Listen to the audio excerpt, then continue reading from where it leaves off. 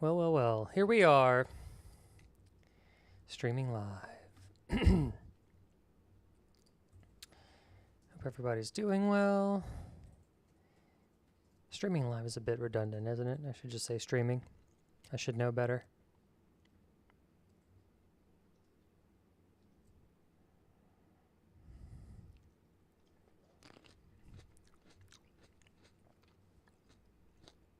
Mm-mm-mm.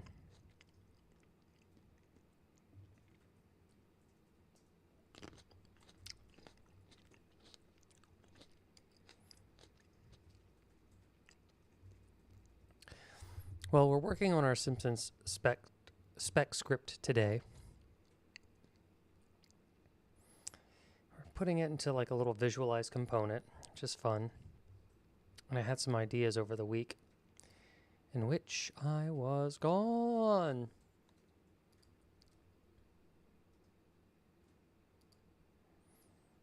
Let me see, can I do something thicker? I think you guys are really gonna like what I'm doing here.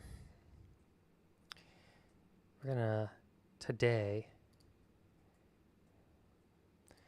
we're gonna break Act 2 into 2.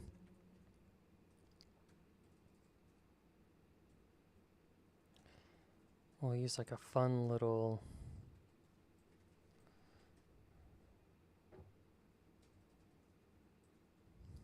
thing. Here we go. This will come into play later. You'll see. I'm sorry, I'm on full screen. You're not even looking at what I'm looking at. But how is everybody out there? How are you doing today? How was your week? And has anybody been keeping up with FIFA? Also, I've got my little writer snack, which is green grapes topped with lime juice. If you want like a natural version of a sour Skittle, that's the way to do it. You're probably seeing these boxes behind me. Not on YouTube Vertical Live, but here on Twitch and YouTube Live. Well, the moving has begun. All throughout July, I'll be packing up little by little. Or maybe you could see the empty bookshelf behind me. I'm going to be making the transition come August. New writing space. It'll be fun.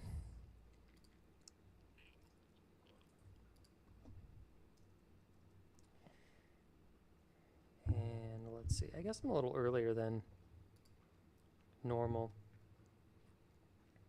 But either way, I'm excited to have you here.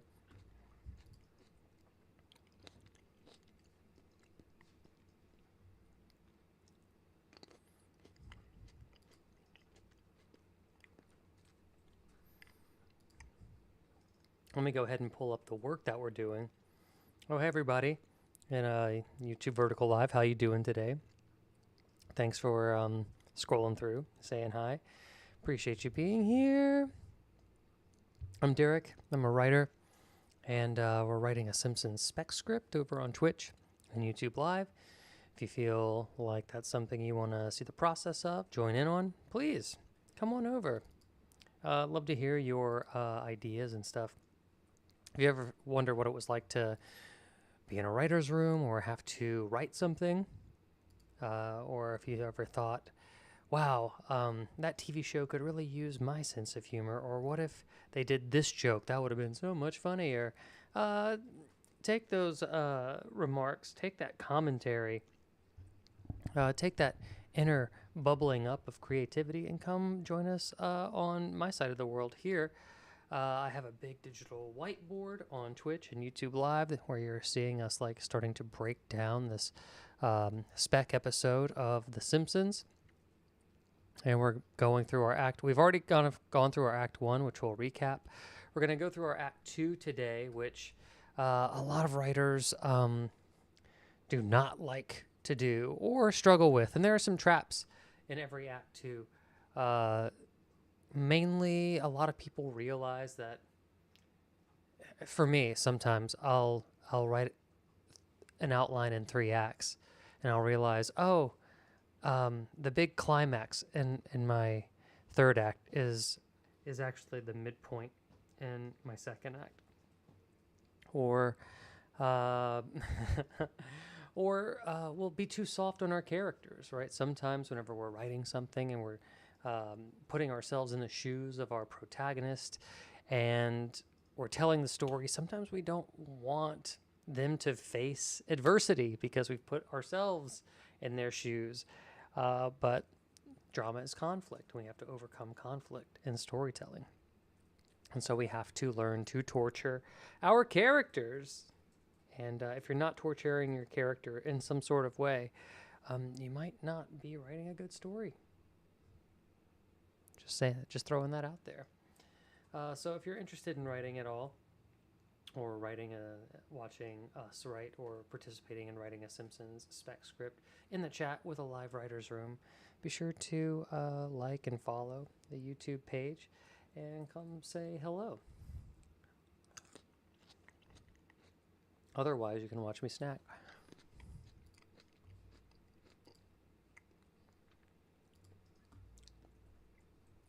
Let's see.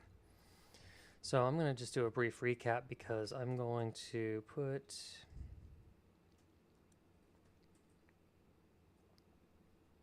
this as our, we'll give it a fun little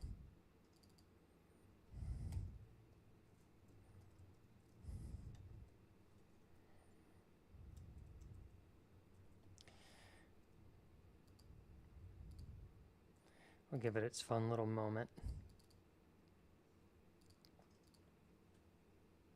Increase the font size a little bit so everybody can see. Maybe even make it match our. Let's group this together. And cool, look at this little symbol we've created. What is the midpoint, and why are we trying to get to it? Well, our Act 2 is going to be kind of hefty because our midpoint is the point of no return. I didn't do this earlier because I didn't want to intimidate too many people, but really what Act 2 is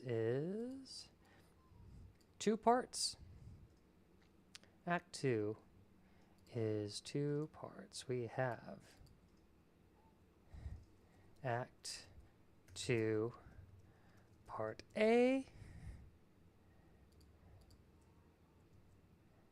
Oops. Copy paste, and then Act 2, Part B. And what separates Part A from Part B? Well, that will be the midpoint. The midpoint is kind of a tonal shift. It's the point of no return. It's whenever the story starts reversing on itself some sort of way.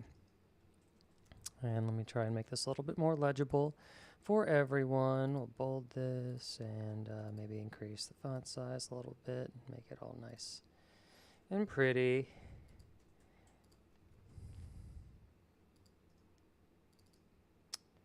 Whoops.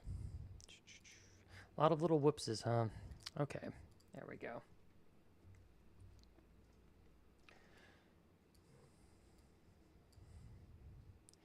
So, we have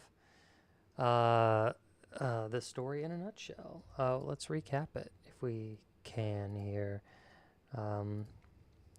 It's summer. Homer destroys Lisa's saxophone, but therefore Homer and Marge must drive Lisa into King Toot's Music Emporium to repair her saxophone. But Lisa finds a better saxophone that plays like a dream. Therefore, but the Simpsons can't afford it. And also because of this plot line, therefore Bart and Milhouse are left alone at home and prank call Moe's Tavern. Bart has run out of ways to trick Moe, uses an old one, and Moe catches on. Milhouse advises Bart to use AI to start generating new ideas. They prank call Moe successfully.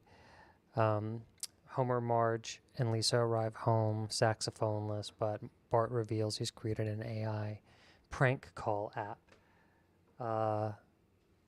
But Lisa warns Bart against the dangers of AI, but Bart interrupts her speech with an AI prank phone call. And therefore, Lisa is practicing on a paper mache. That's misspelled. Machete. Oh, no, that's not right. I'll just say paper cutout. Saxophone. And it collapses in her fingers. Lisa's sadness distracts Milhouse from thoroughly warning Bart about establishing parameters with AI. Leaves Bart unsupervised. Already this is kind of like not linear, right? Our Act 1 needs to be rearranged to make a little bit more chronological sense. Because, and we'll know this because we're developing Act 2, and we have goals for Act 2. Act 2, in the last card, just to get through it, is Bart thinks he doesn't need Milhouse and types in to Jacques or our Claude, and we've brainstormed some ideas of what this AI is going to be called. What he wants and the app is created. This, I think, actually needs to happen a little earlier.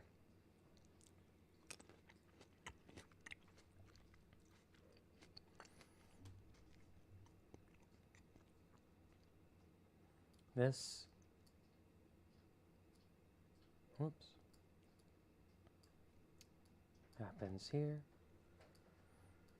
here.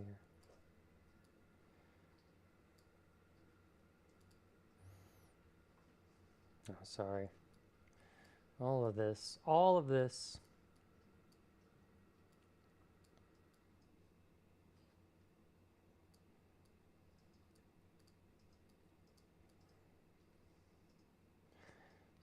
If you've ever seen writers with Post-its or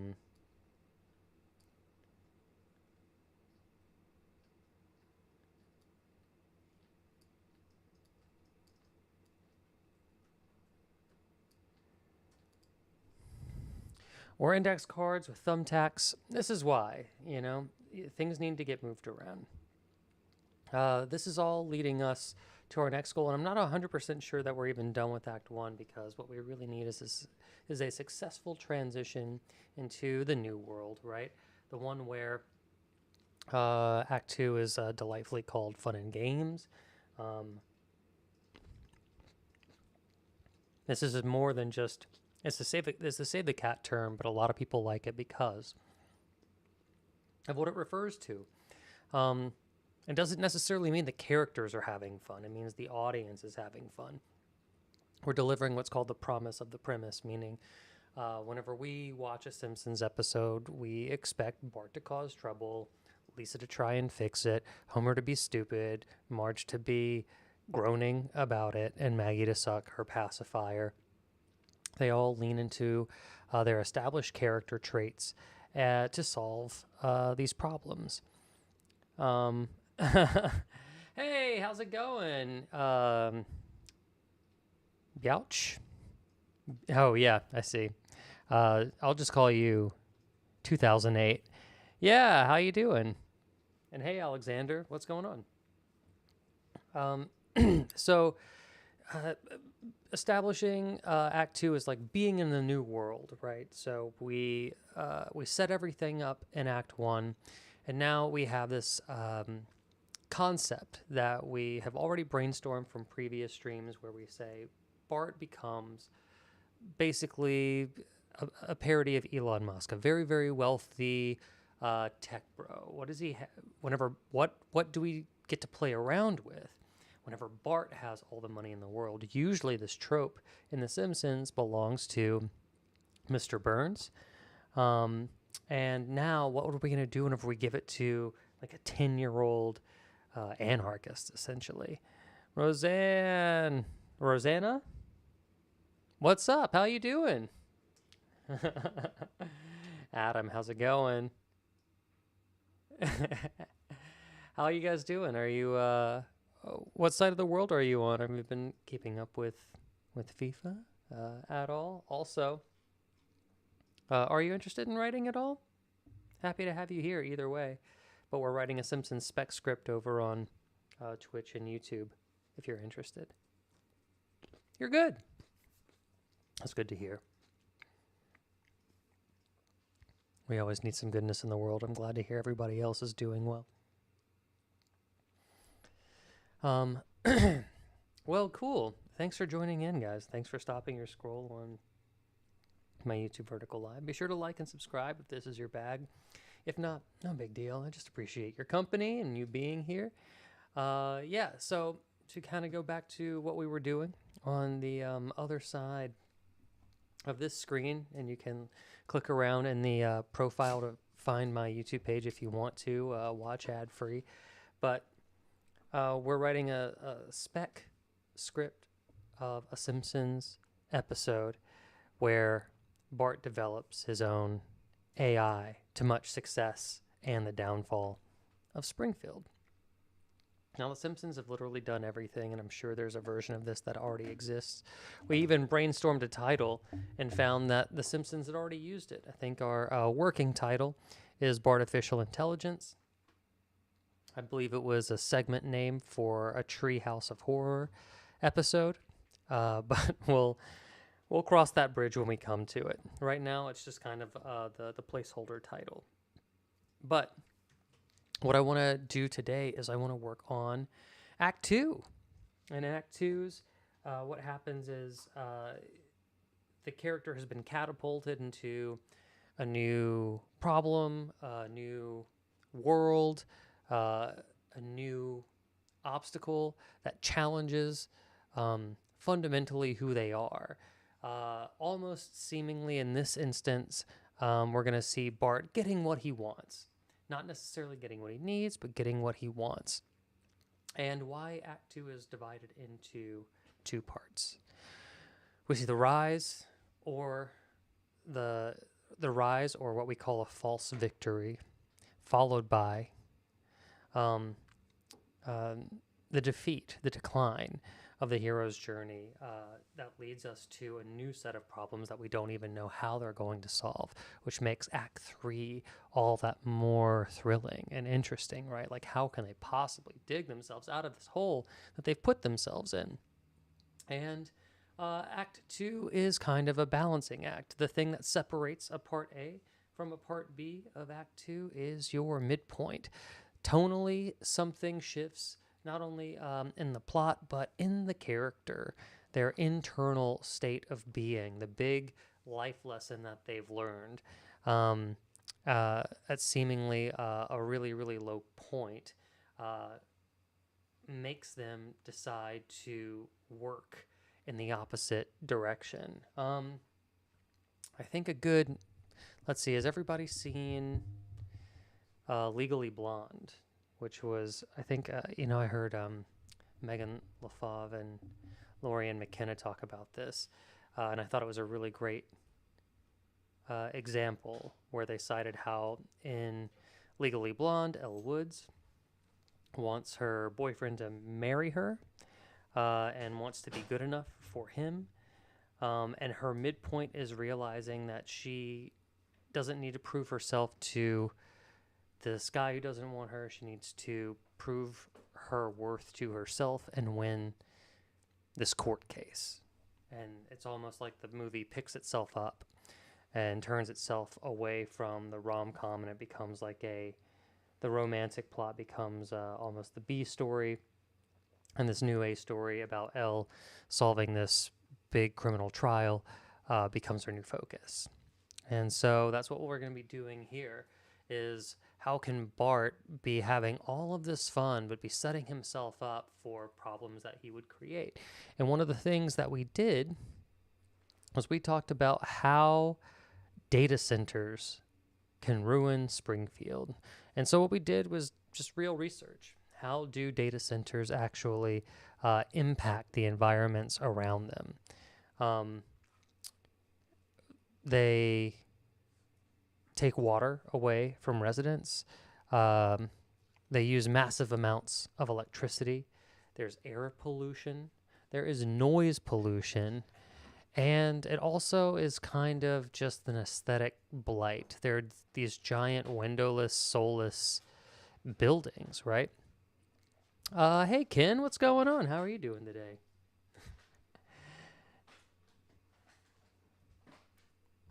Good to hear from you. Thanks for stopping by. Appreciate you being here. Just so you're aware, we're writing over on Twitch and YouTube Live. You're doing good? Excellent. That's fantastic. Well, I don't know if you're interested in writing at all, or even if you're not. Sometimes it's just fun to um, be a part of something new. But we're writing a Simpson Spec script, if you're ever interested. Okay, so let's carry on here. We have Act 2 work to do.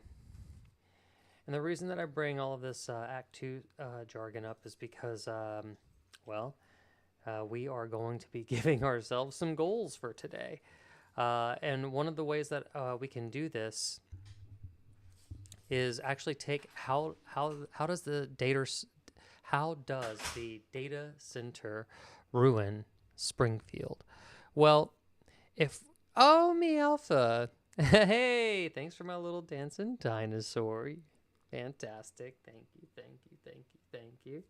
I appreciate you, me alpha. Thanks for the lurk. One of these days, I'm gonna get you to open up and chat. You watch. We'll get you back. We'll get you back on our side. I'm going to show you like a little writing trick.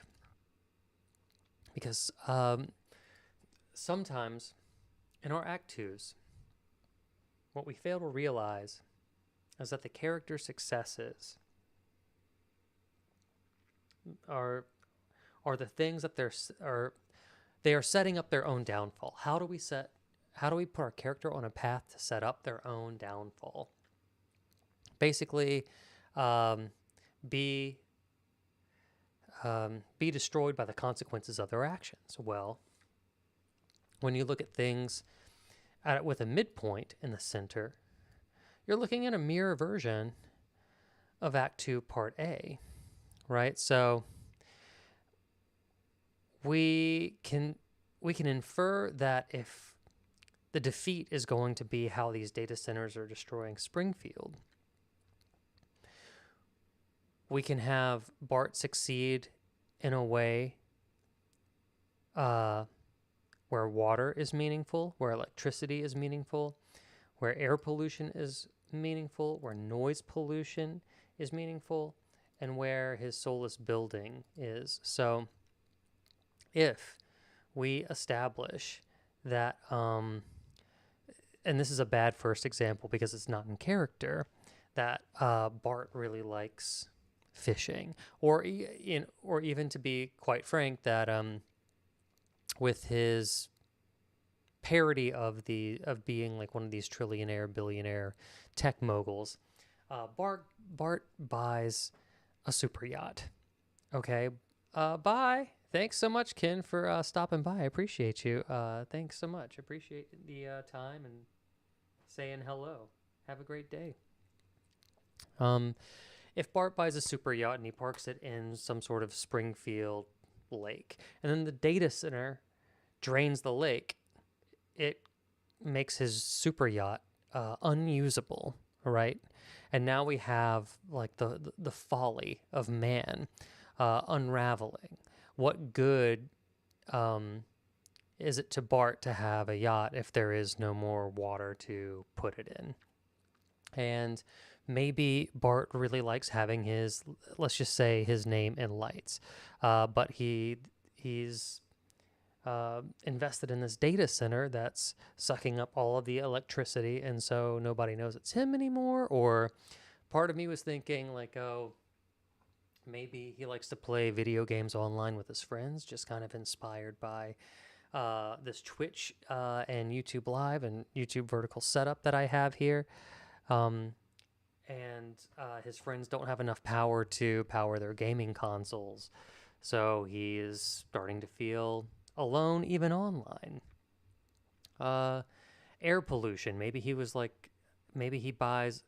soups up his little red bike, and he pedals it for about 15 feet before he realizes he is coughing all the time and the sky is black, something like that, right? So we know how we can, we know what scenes we could owe on the front half of Act 2 if we know that in Act 2, sorry, in Act 2, Part A, if we know what Bart's downfall is in Act 2, Part B. This is that trap that most writers fall into where they want to take it easy on their characters. But if we already kind of have a game plan, mathematically, story-wise, for Bart's downfall, then we just have to take away his air, his electricity, his water, the noise pollution in a way that's meaningful to him or hurts him in a way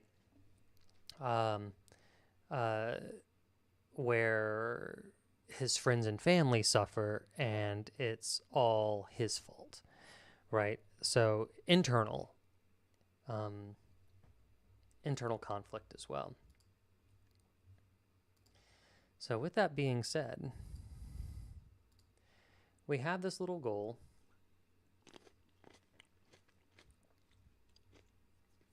Bart here in the future.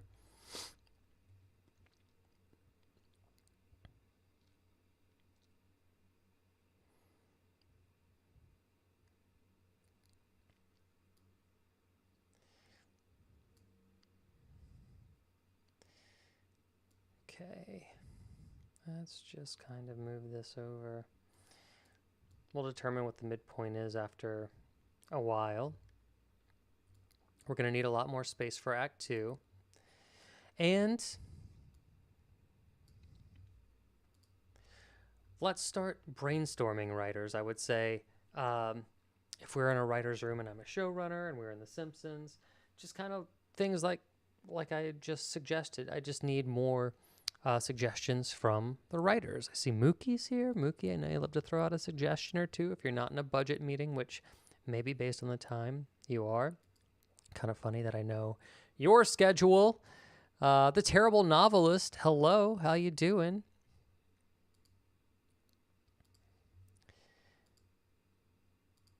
And let's see.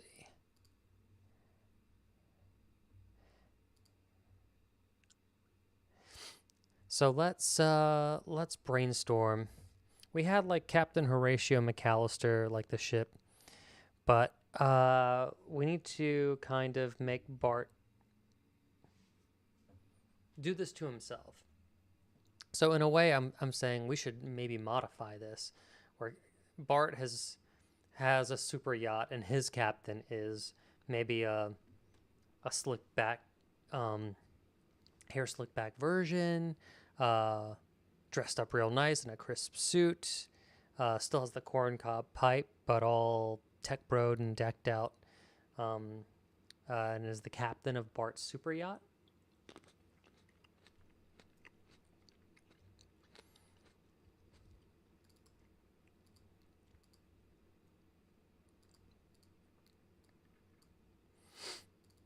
Let's see. So we'll call this Bart buys a super yacht and makes Captain Horatio McAllister's ship his captain. And then we have another one, which is the opposite, which is Bart's super yacht is landlocked, the lake dried up around it. So we have a Part A and a Part B of Act 2. We have the fun of Bart buying a super yacht, and we have the consequences of what his environmental damage does. And maybe we don't have a proper spot for it yet, but we know it belongs over here. Or maybe we take one of these scenes that we've already written and set it here, right? This is actually just kind of a setting. Could be could just be something that we hide and hide from the viewer, kind of making it discreet and letting it pay off in a, oh yeah, moment later.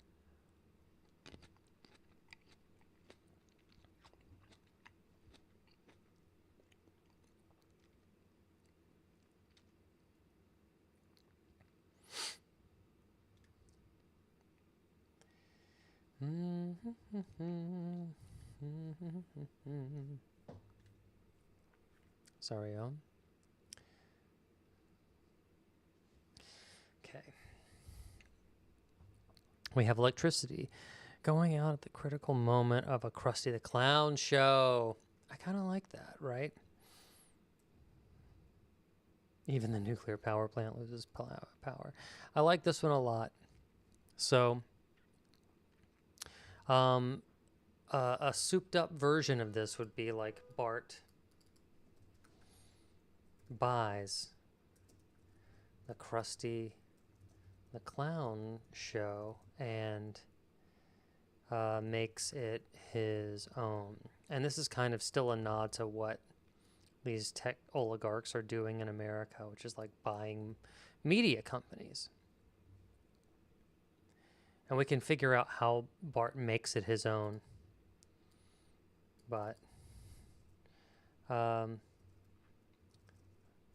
Krusty goes off the air because the studio, and not just the studio, but the television network, I guess. TV network. Keep losing power. Loses power.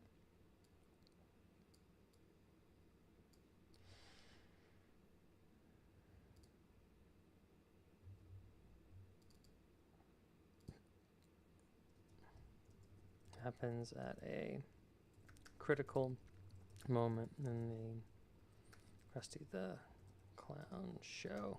Wow. I got really small. Okay. That's going to be in our Act 2, Part B. We know. Let's see. Writers. Oh, am I? Maybe I realize I'm cutting this off. Let me scoot it up. Also, Mookie says, howdy, howdy, I'm paying attention. Act 2, yeah. Have a scene with the captain holding a garden hose trying to give the yacht an exit path. I love that. Krusty has to give a live commercial spot to Bart's company. I love both of these things.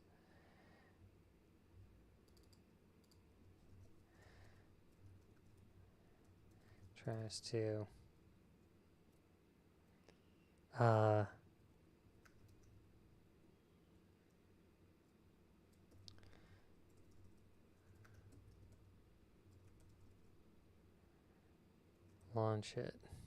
launch it with a meager garden hose kind of situation.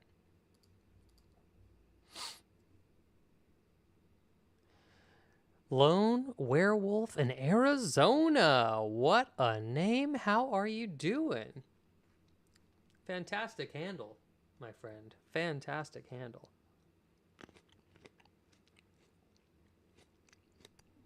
I love it. It says so much. What's up? Oh, I'm just over here on Twitch and YouTube Live writing a Simpson Spec script. I don't know how lonely you are, if you're interested in writing, but if you want to always hop on over, you can see our big digital whiteboard that we're using to carve out story. You can always make suggestions. It's kind of fun. What's going on? You're from Florida. Oh, very nice, very nice. I grew up in the South myself, so I'm very familiar. Spent a lot of time in Destin, and I have some friends who live close to Orlando, like Winter Garden area. So very nice to have you here on the Vertical live stream.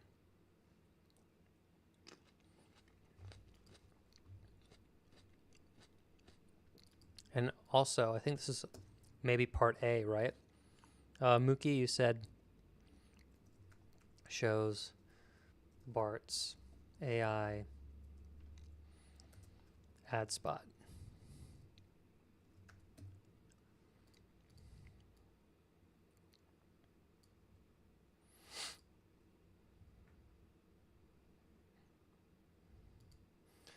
And here I would even say, what separates Bart's AI from other AIs, and how can we use it against him?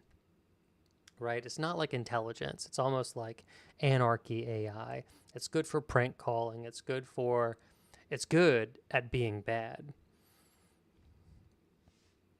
And if everybody is bad in Springfield,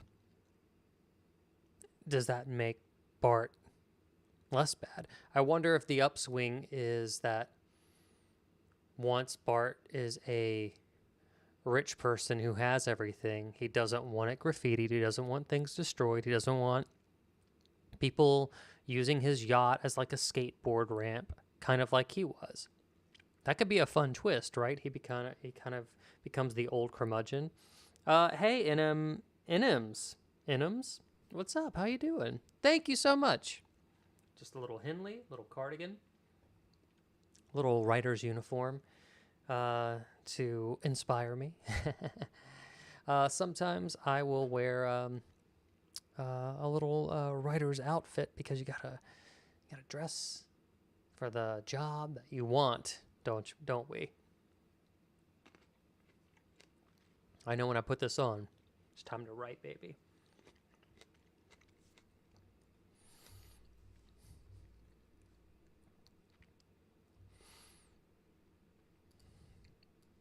So, what if I put a scene here where Bart and Milhouse terrorize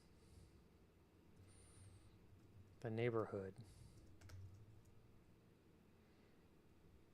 with graffiti? Is that one an F?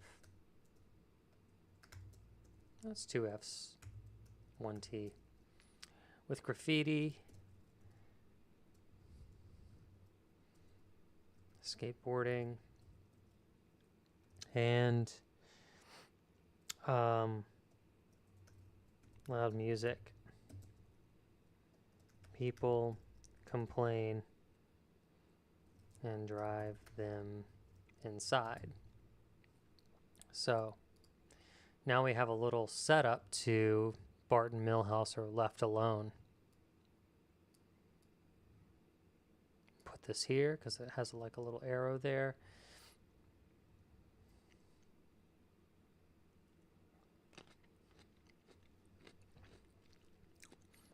And then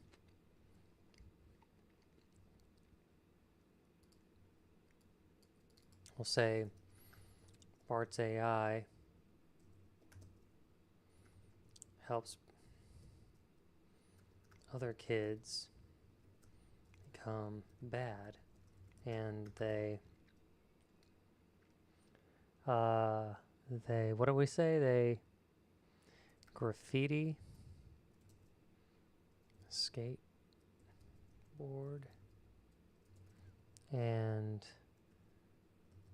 annoy skateboard on his property and annoy him with loud music. So it's almost like his AI is turning on him, right? So that'll be a part B, Act 2, Part B.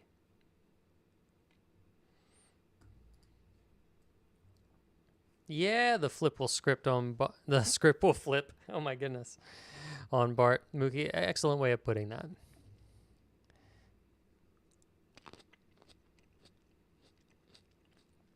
Let me move this up a little bit. Man, They just don't make screens big enough, do they? Well, for everybody on YouTube Vertical Live, be sure to jump on over to Twitch and YouTube Live if you want to see what we're talking about. I know it must be kind of crazy to just see me.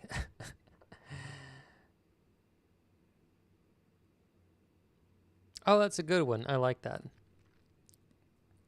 Itchy Fingers has a little one-liner here. And it goes, someone stole my wife's credit card, but I'm not going to report it because they're spending less than she does. I get no respect. No respect, I tell ya. Nice one. I like it.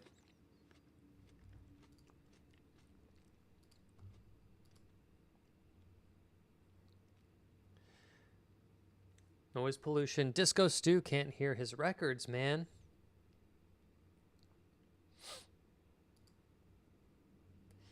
This probably belongs in Act 1 because it's not affecting Bart, but it's affecting the town. Seems like a snippet. And they're like, fire it up. Fires up the data center, maybe.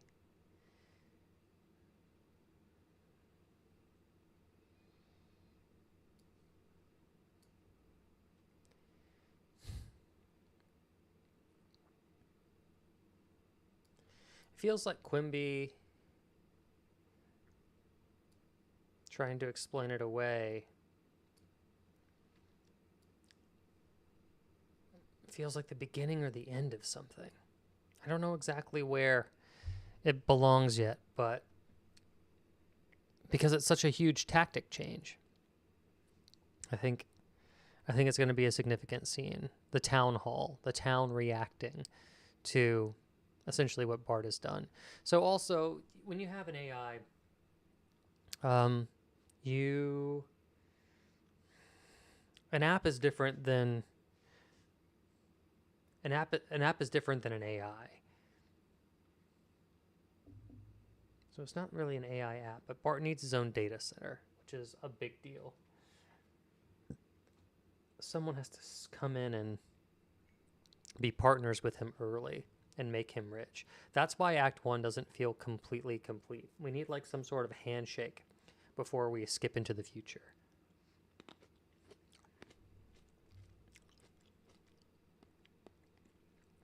We almost need to see Bart's AI take off really fast in real time before the end of Act 1. And then we start in the new world with him. I'm getting like maybe like a vision of like a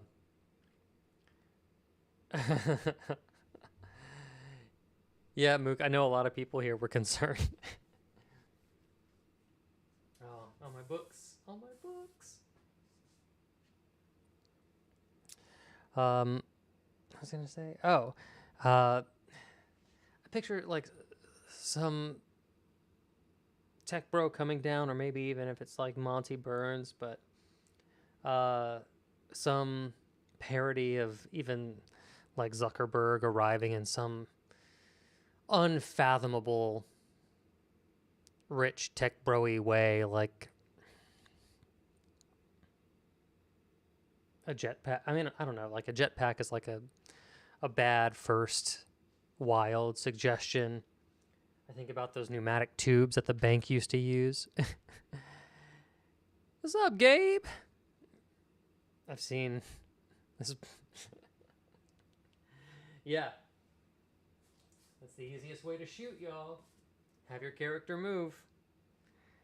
Explains the lack of set. While upping production value. And nothing spookier than moving into a strange new home you know nothing about. Low overhead for sure. Gabe, I texted you about Thursday, but I don't know if I got a response yet. By the way.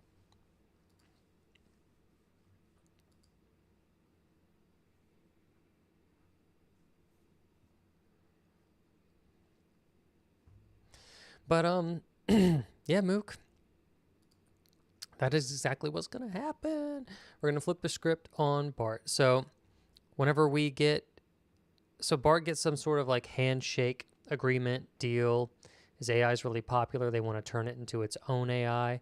We'll probably turn away from the title wherever it went, Artificial Intelligence, do something like a little bit more original, where he has like some sort of like anarchy AI, or what was his alias back in the day? Bartman?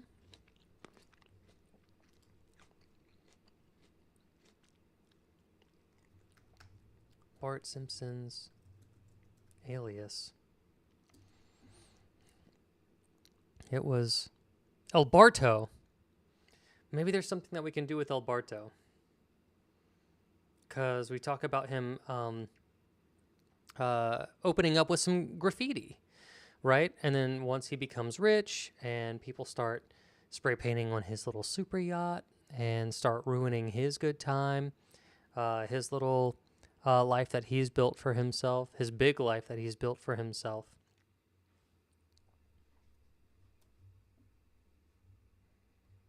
It might be a touch of sweet irony and a little bit of a nostalgic throwback to El Barto. And just to help me remember, I'll put, instead of calling him Bart here, I'll call him El Barto.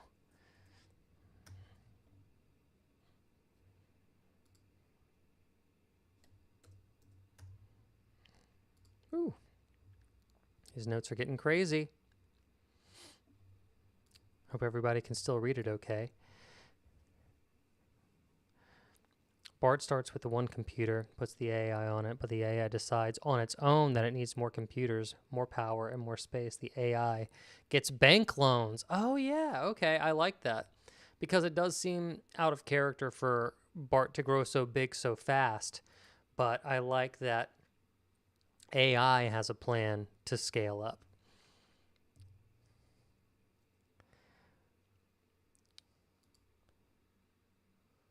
Warns against her. And then it's almost one of those things where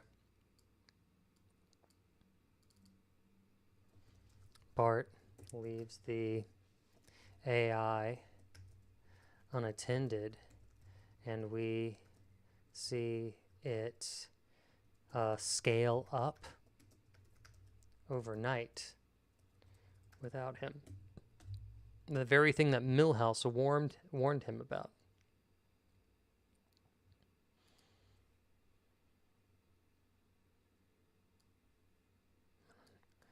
This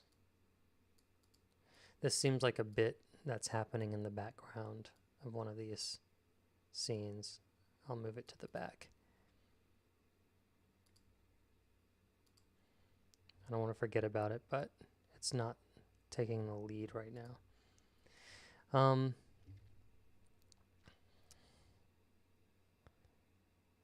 Then Silicon Valley comes to invest. Okay, so then I love it. I love how you problem solved, because Mook, what was missing was our intro into the new world, right? We kind of jumped through time. We felt it last week that we needed to move into the new world beat, but we didn't really thoroughly connect it with logic. Hey, Beast Jeep. Pickle back at ya, baby. But now we have, by morning,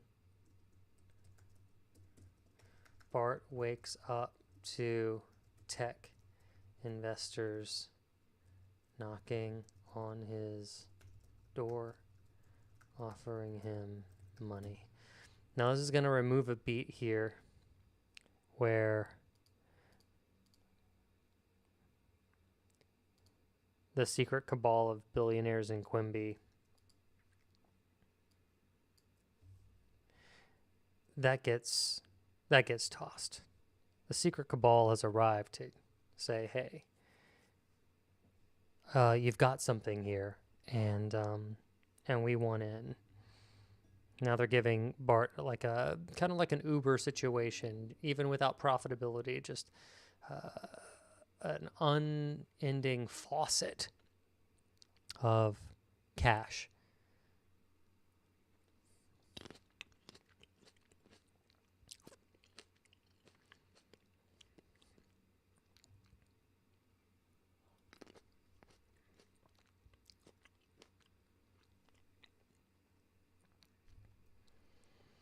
This feels like another Lisa warning.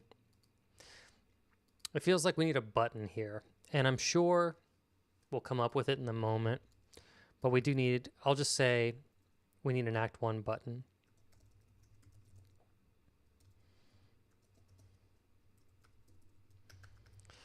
And it feels like we've already used this beat, but it feels like right here would be like Lisa warns Bart.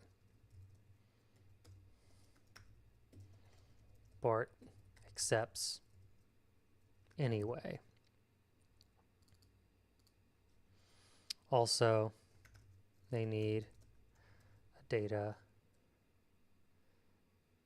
center in Springfield.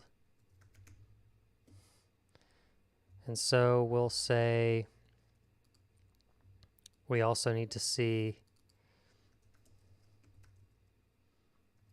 the data center nearing the end of construction or in action already. Part of me thinks like, oh, if they cut the ribbon and turn the data center on and then all this stuff starts happening, that makes Bart's purchases and exorbitant wealth useless. That's kind of a good midpoint too. Like literally the script has flipped, and we did it by flipping a switch. Man, that was hard to say.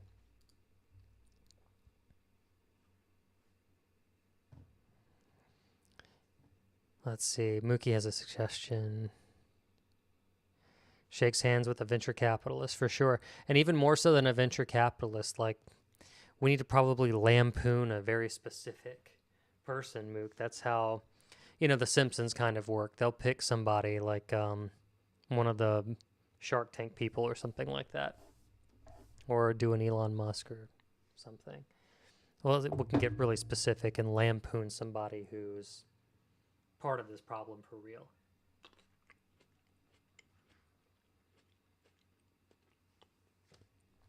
I like the unintended consequences bit from Milhouse. Now, this is a bit that's inside of a scene.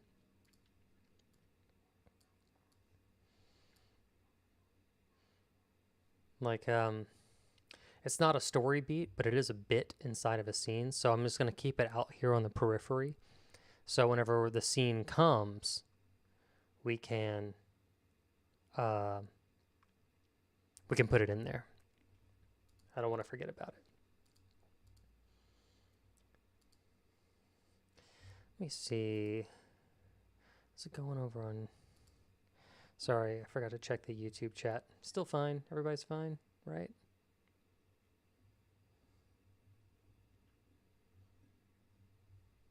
Yeah, everybody's fine. Okay, cool. Is everybody able to kind of see this? Do we need to zoom out at all so you can kind of get the visual representation of how these acts work? Or how about let's just make the call. The data center is turned on.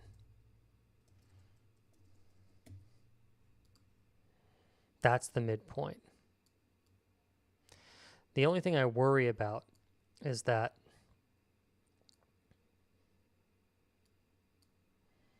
it's not an internal midpoint for our main character of Bart. But this is all rough. We'll cross that bridge when we come to it, and we'll probably learn more about this whenever we shape out our Act 3.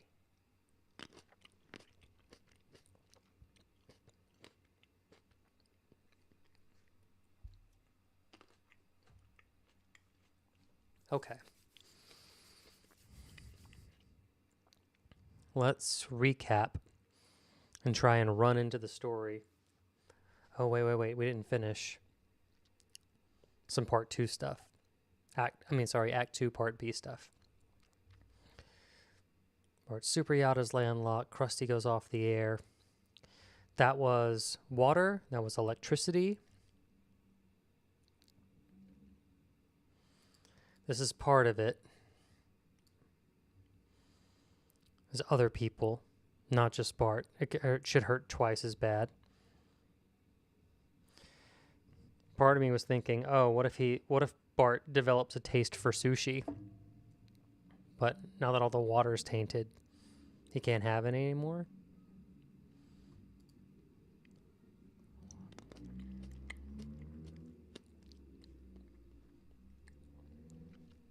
I would say that Bark is rich from the investors before the data center is turned on. And then whenever the data center begins its operation and starts ruining Springfield, we realize the consequences of, because there's a morality tale here, right? Which is, what good is owning a world if the world goes to shit, right? And what good is having all of this wealth if you ostracize yourself from the people that mean the most to you and that you'd like to share it with? So I'd like to keep the Bart is in this new world, Act 2, Part A. I'd like to keep him rich in that segment. And then study his downfall in Part B. Sorry, so I was looking at this. Air pollution. How can we put air pollution to a disadvantage of Bart? And this might create a Act 2, Part A for us. Is Bart kind of like bottled water? How people become like bottled water snobs, where they're like, this is clearly mountain spring water, or this is clearly water from the Swiss Alps, and this is obviously glacial water from Norway, or whatever it is. Can we be like an air Puritan, or is there something in the air? Like I think we talked about like maybe birds falling out of the sky, ruining something.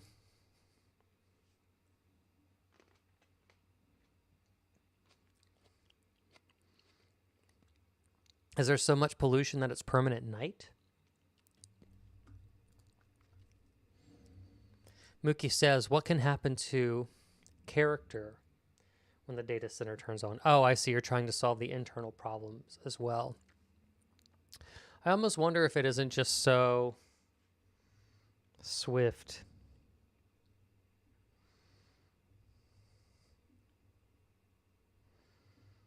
What if, or you know what, Mook? Maybe we're just brainstorming here. But what if somebody who is also wealthy comes to warn Bart about the dangers of turning this data center on? And if Bart says no at the midpoint, like he changes his morality at the midpoint before the data center's turned on, but it just does it anyway, like either the AI does it, or or it's a snowball rolling down a hill. Too many other people are invested. There's a board, he's like already gone public in a matter of weeks or something like that. Directly indirect.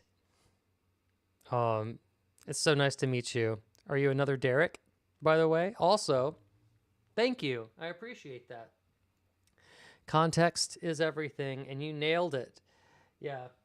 I'll be packing up slowly all of July, and I'll be moving in August. I might have to miss a stream, but I also Okay, I'm just gonna take a quick little deviation from this writing to tell you guys.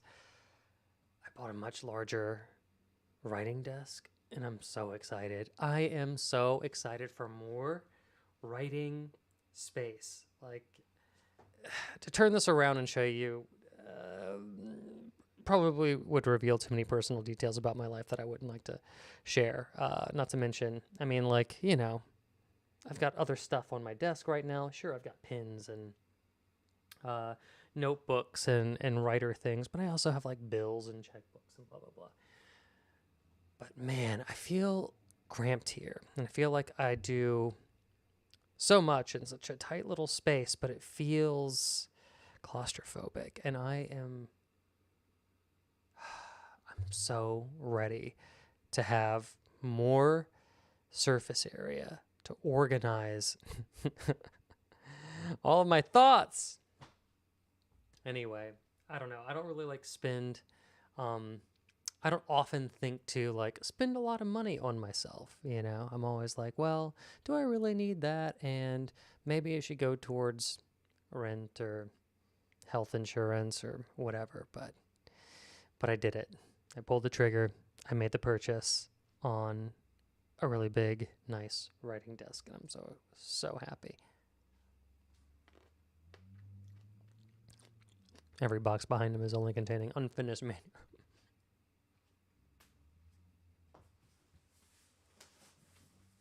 I mean, my terrible handwriting, but my books, plus miscellaneous. I gotta tell you, here's my life hack for moving. You can't fill every box completely with books. You'll never be able to lift it. So it's gotta be half books, half like light bullshit. So you can actually, you know, get your fingers underneath it. But I'm excited. Got some new bookshelves too. Y'all, I can't wait. I can't wait to set this up and get it rolling. Anywho, I digress. Directly indirect. It's your first time in the chat. Thanks for joining. Are you a writer as well? It must mean that you came to us via the reading and writing category on Twitch. Tell us a little bit about yourself if you want to. If you want to lurk and just throw bombs from the sidelines, that's cool too. But I'm always interested in building a little writers community, and sometimes we read each other's work and talk about it. So it's just kind of cool to share if you are into that sort of thing. Always nice to meet another Derek as well. Okay.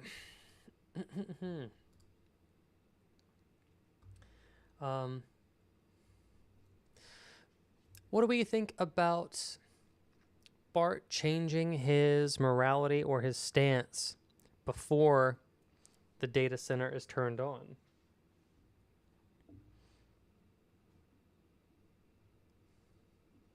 Kind of. I'm almost thinking of the Shakespearean character, the soothsayer from Julius Caesar, who's showing up saying, "Beware the Ides of March," right? Don't do it. Don't do it. I've like an old mayor who like I voted for a data center in my old town, and now it's nothing but a toxic wasteland and blah blah blah, and everybody will hate you, and kind of predicts the future maybe. How do we feel about that?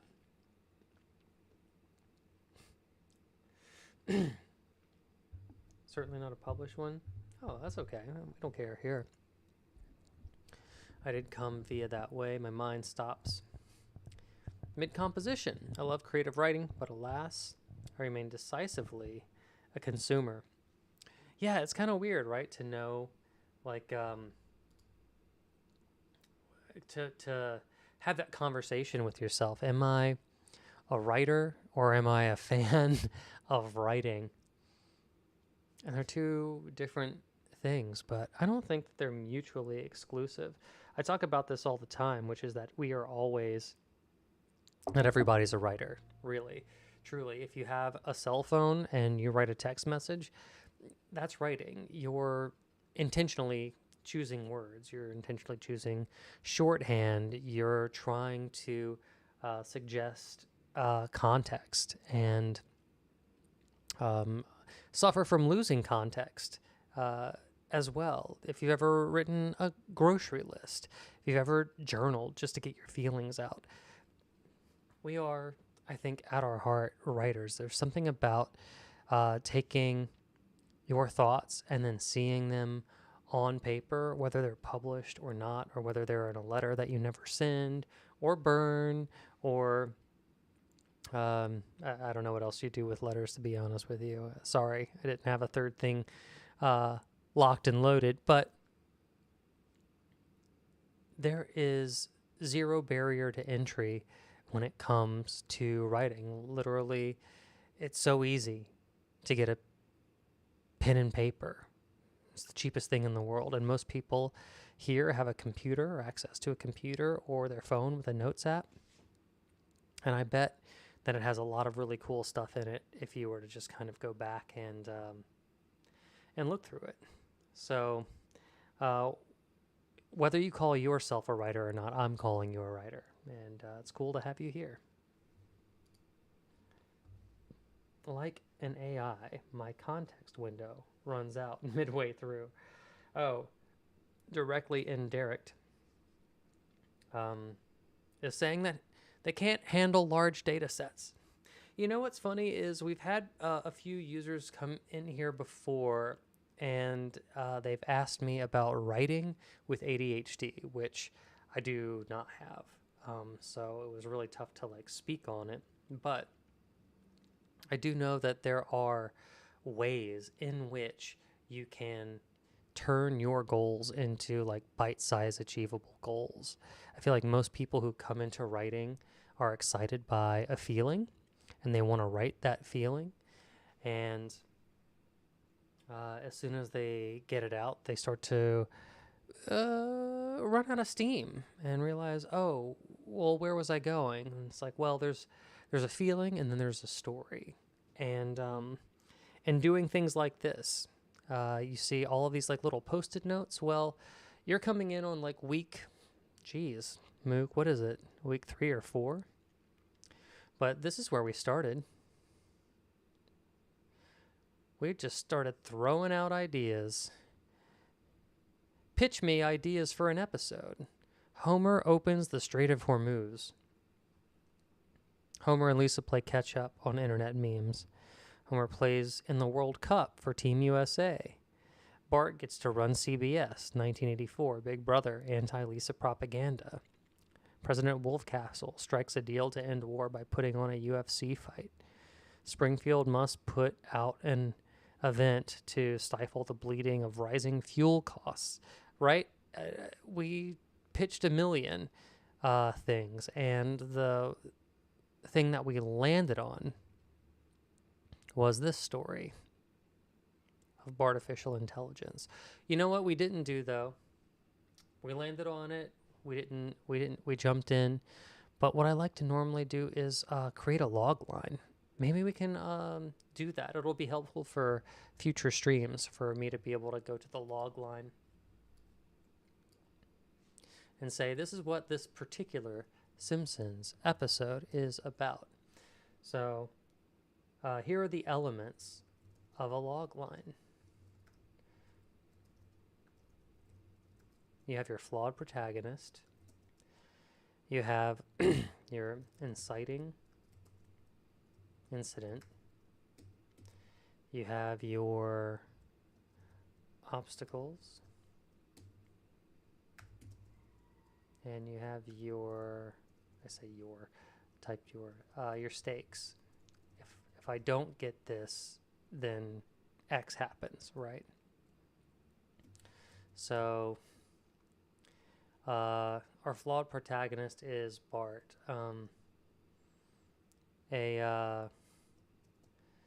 We'll say like a rough draft of it would be a greedy Bart invents an anarchistic AI and becomes an overnight multi-millionaire.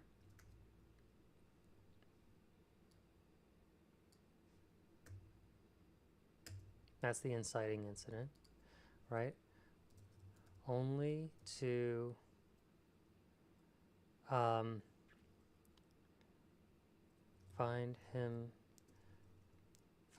it turned against himself, only to find himself fighting against the very data center that powers it. Say before Springfield is destroyed. Okay, I know it's a lot. Let me go ahead and expand it a little bit. Boom. It's just a rough one.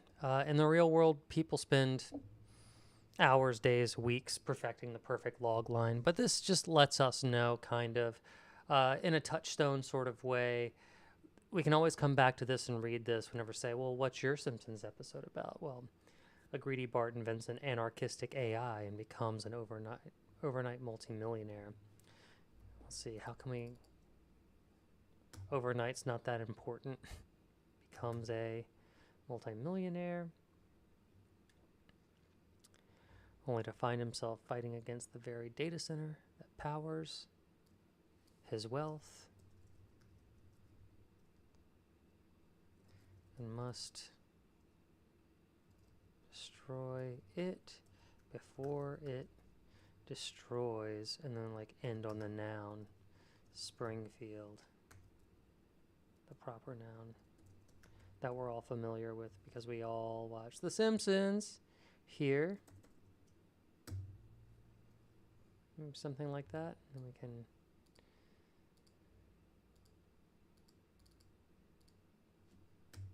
okay.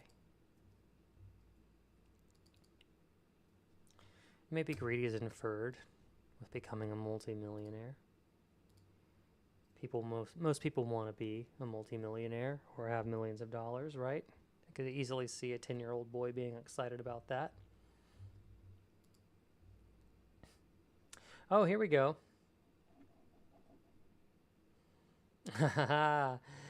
Directly indirect. That is a really cool pitch. I will say what we've done. We have done a little side story. We have Lisa's B story in red here.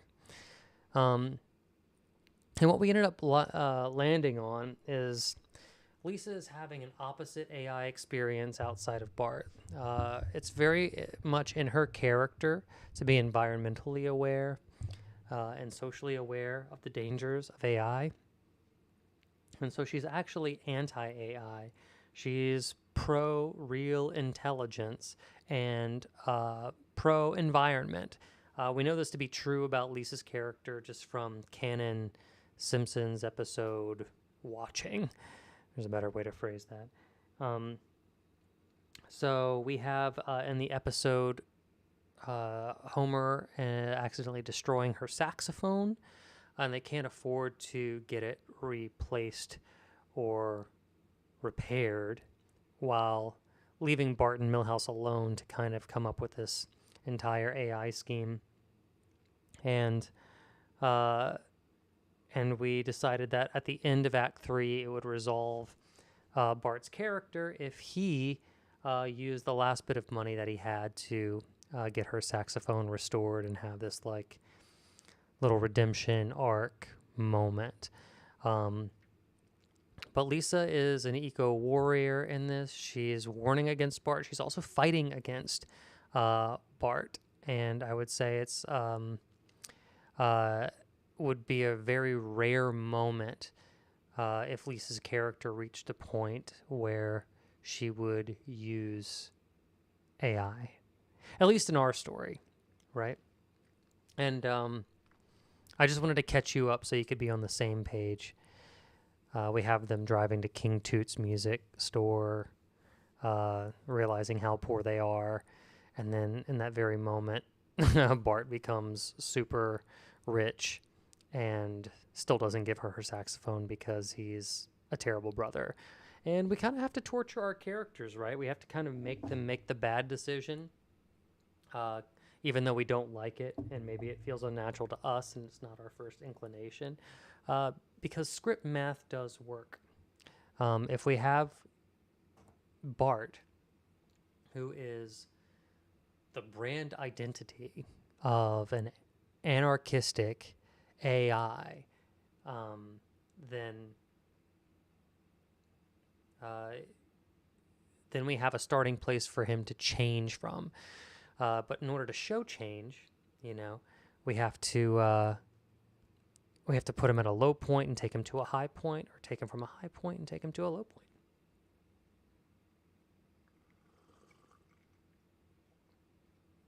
Yes, Mook, you do have a great point. And I often think, what happens if one of Lisa's warnings to Bart is it's just going to tell you it's a good idea because AI is meant to be agreeable. We know that Lisa is intelligent on her own. I can see Bart falling for that trap and being almost accelerationist because he trusts AI so much. I mean, after all, it did get him an insurmountable amount of wealth, insurmountable and an incomprehensible amount of wealth nearly overnight. Why wouldn't you keep listening to AI, right? I could see Bart falling into the trap. Yeah, exactly. Directly indirect. So they can go to like the company in Nevada and stop supplying energy to Lake Tahoe, in this case, Springfield. Yeah, exactly. We have here Monty Burns is the only other wealthy person in Springfield. And that once the data center is turned on, we know that Lake Springfield is going to be drying up while people are in their boats. Bart's super yacht that he's bought in Act 2, Part A,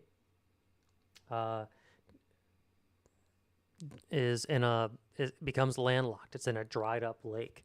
And we have the bit with the sea captain trying to like fill the lake back up with a garden hose. We know that he buys the Krusty the Clown show, kind of take on this like whole Barry Weiss CBS, Bezos buying the Washington Post. Now Bart owns Krusty the Clown, or what's the Springfield network? Let's take it more than just the Krusty the Clown show. Springfield, The Simpsons, TV show, TV network name. It's Channel 6. It's just Channel 6 News. The name of the primary television network in The Simpsons is Channel 6, often referred to as Channel 6 News. Okay, that's what we should do. Instead of him buying the Krusty the Clown show, he should buy Channel 6 News. It'll be more of a direct parody to Bezos, and literally we can have a channel flipping of every Simpsons show, Itchy and Scratchy, or Krusty, or the news with Kent Brockman, and it's all Bartified. It's all been Bartified, right? So here we have, instead of buying Krusty the Clown show, it's buys Channel 6 News. Excellent. We can have more bits in that whenever we do it, like a channel surfing situation. What else? Hold on. I don't know if you knew this, but there's AI viewers on streamboo.com. 1 second. While I do some banning. Goodbye. Adios. Envios con Dios. But yeah. So Monty Burns reveals there's this plan where he supplies the power and is part investor in this data center, and he just keeps selling power back to himself and consolidating all of the wealth in Springfield in this maniacal plan. And you know what? Maybe that's part of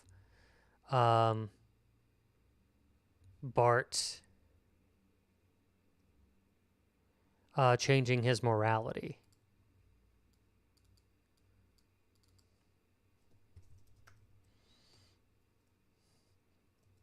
Bart's morality is put into question. I don't know why I did a capital Q. Into question when Monty Burns reveals his master plan. Invest in the data center and sell infinite power to himself. Consolidate wealth.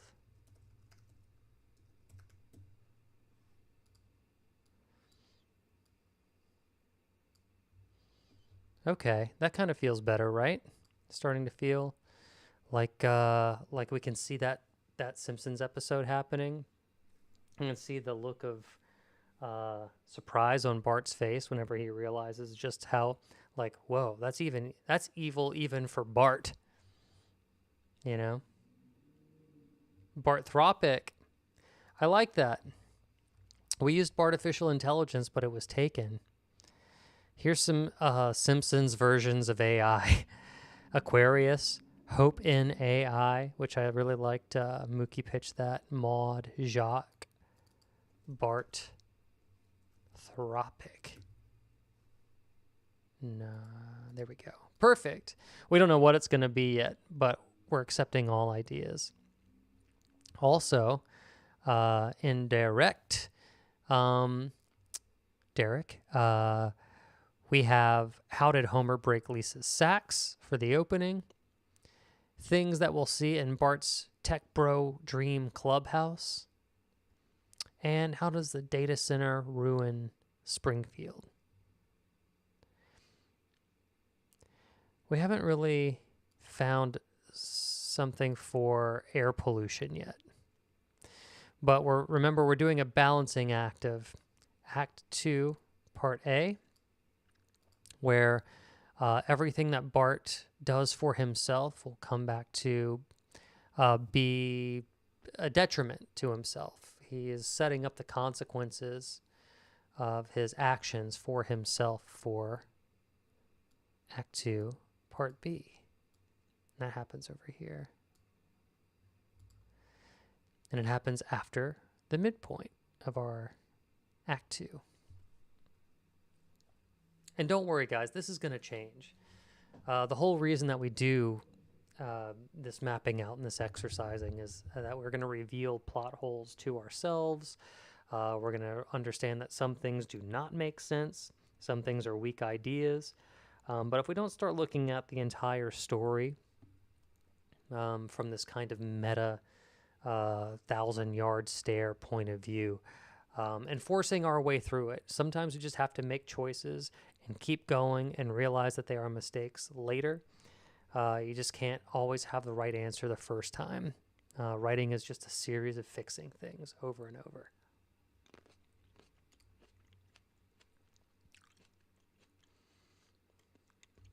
What do you know? I tell you.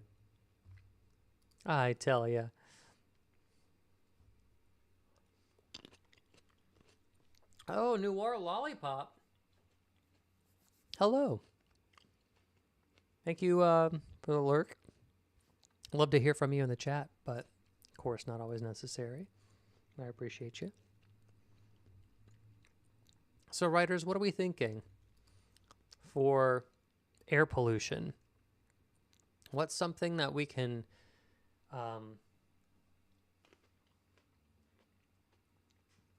what's something that Bart can enjoy that has to do with air. And then after the data center is turned on, is ruined for him by air pollution.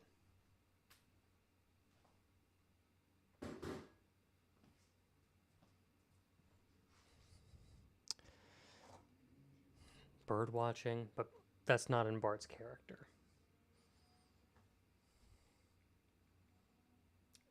Watching clouds, that's also really not in Bart's character.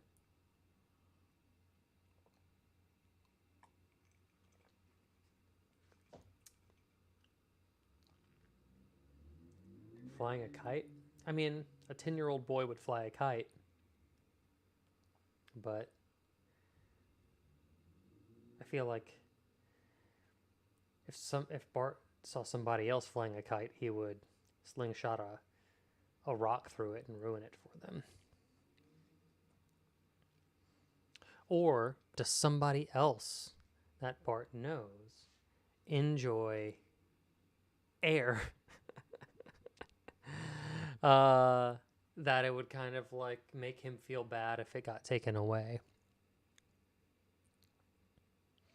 Like, does Lisa bother him more if she can't bird watch anymore because the birds are gone?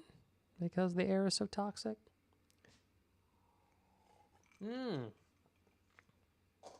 Yeah, directly indirect. How does the air get polluted in the first place? Okay. Wait, I gotta go back. Smog and skateboard parks.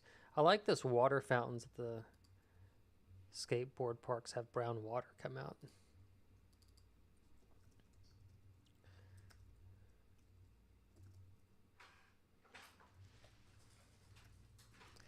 That skateboard parks have brown water come out. Okay. And also that lets us know what we can do for fun and games in Act 3, which means Bart uses his money, and that's inferred, to build his own skateboard park. Right? And then we gotta have to ruin it some sort of way.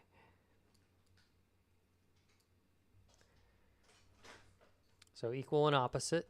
He's creating problems. He ruins it. He builds a skateboard park and his own wealth ruins it. Let's see.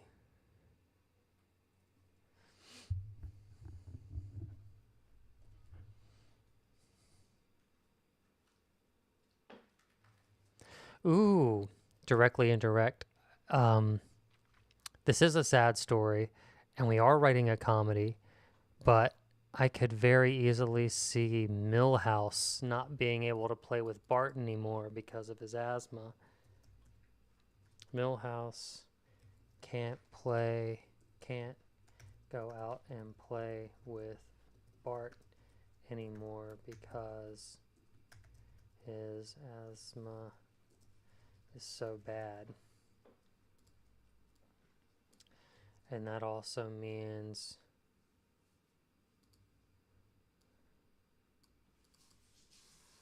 well, actually, we have that in Act 1. We have Bart and Milhouse playing outside, running around outside.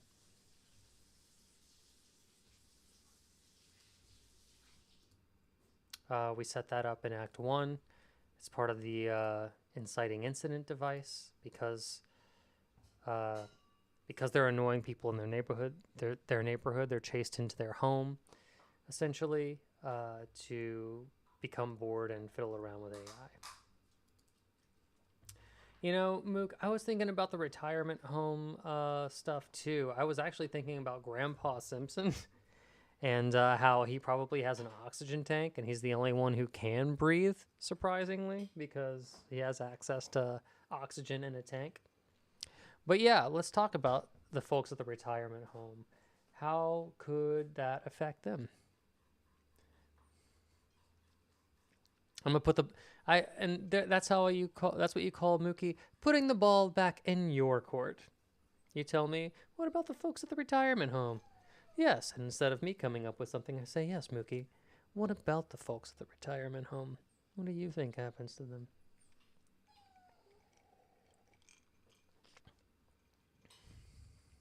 Also, while you think, you guys want to see my dog? Come here. Come here. It's almost her dinner time. So she's getting antsy. And food is being prepared. So her attention has been diverted. A dish of sugar. She really, really, really wants dinner right now. I love you. Thank you so much for being my doggy. Okay. Have fun. Fig out. Let's see. Storage is needed for memory and video cards, and it gets dumped into the rooms of the old folks. Oh. Or, I mean, the data centers.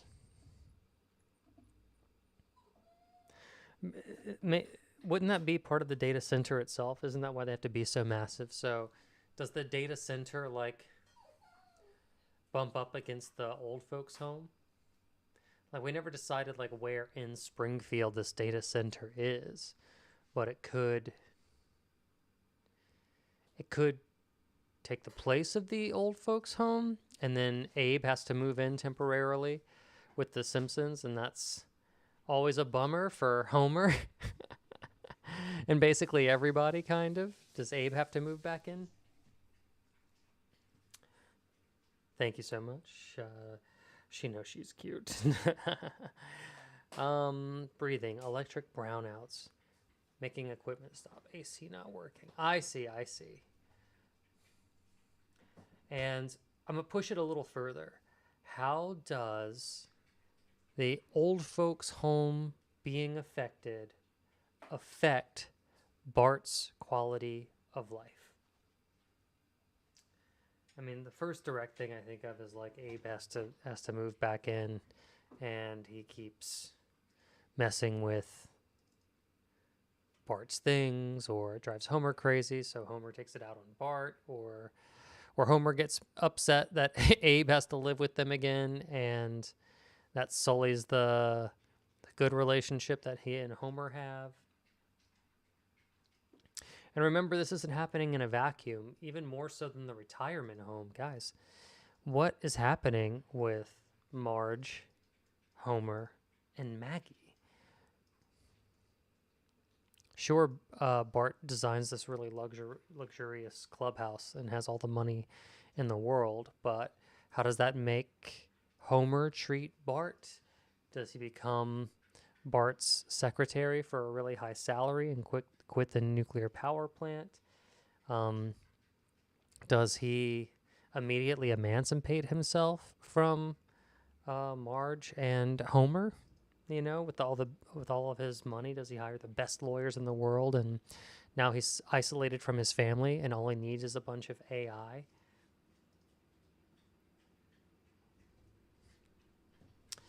I forgot to put your note, Mook, but that just reminded me.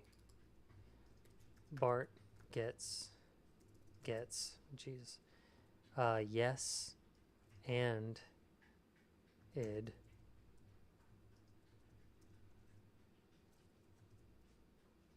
Yes, manned by his own AI, falls into the trap of trusting it.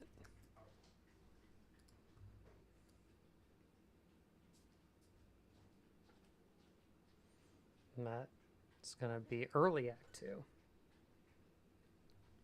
And then also we have an Act 3 revelation, right? We have equal and opposites. So at some point, Bart discovers that the AI is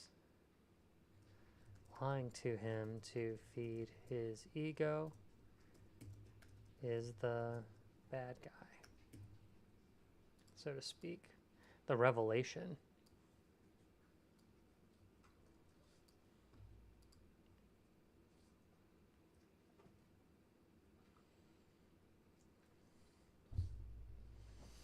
Let's see. They buy in bulk before the data center is construction at the store, obviously. They buy in bulk. They buy in bulk what? Sorry, directly, indirect. I'm just trying to, I want to make sure I follow and I have your idea correct. When you say they buy in bulk, you mean the constructors of the data center, and what do they buy in bulk? Which maybe you're saying is video cards, memory, servers, probably.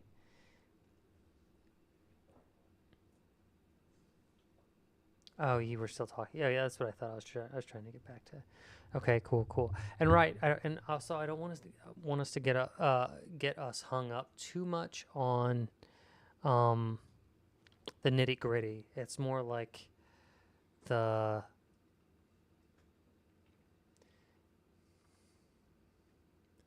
data center in itself is the storage problem.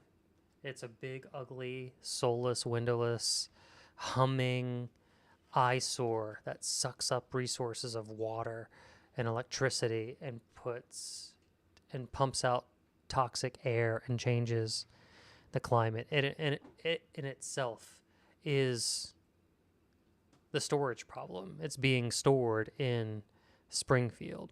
So I would say pitch me again, but like on the more massive scale. Like I like the idea of it butting up against the old folks' home, and the moment that it gets turned on, everything in the old folks' home maybe starts rattling because the hum is so loud, and they all vibrate out of the old folks' home and go back to they all vibrate down the street and go back to their kids' homes.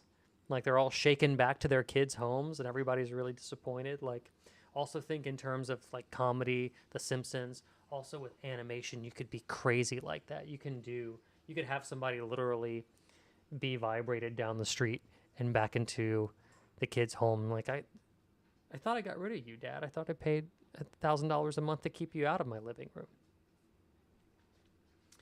room. Mookie says, with the pandemic, some governors use retirement homes to help house the sick, making the residents actually get sick. So the mayor can kick out the older people, so Bart can use the space for his skate park. Oh, I see. So it's more like Bart owns the mayor now, and the mayor lets Bart build a skate park in the retirement home.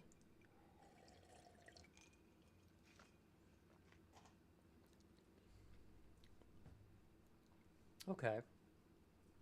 I'm gonna think on that. Homer has to be caught in the middle, scolds Bart, but privately enjoys. Yeah. Yeah, exactly. I would say, just kind of keep thinking. Like, what are the silly, simple things? Like, give me an example of kind of like what you mean, and it could be a bad example too, right? It could be just a bad first idea, or it could be great. I don't know. I'm just saying I want to hear some more specifics about like what your brain is thinking and how you're visualizing this.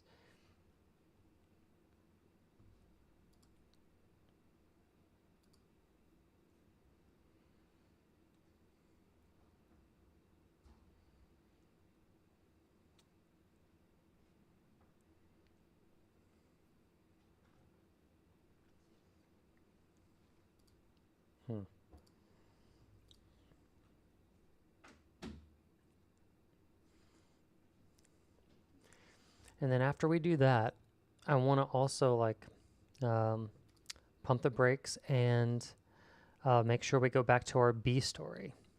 Our A story is kind of humming along, but we need to go back to Lisa and start threading her Act 2. It's not going to be as heavy as Bart's Act 2, but it needs to be present.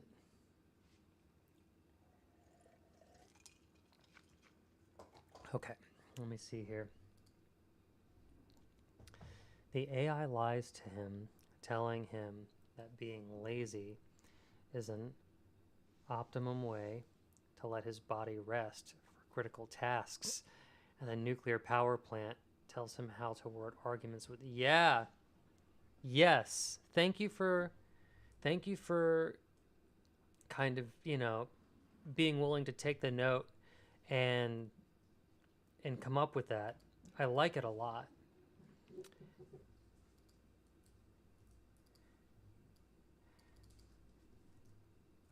The AI keeps Homer off Bart's back by lying to him and telling him what he wants to hear. To save energy for critical tasks, to keep his caloric intake high for energy, right? And that's all Homer needs to hear, and then he just kind of falls into his fat, slobby self. Now, on the opposite side of that,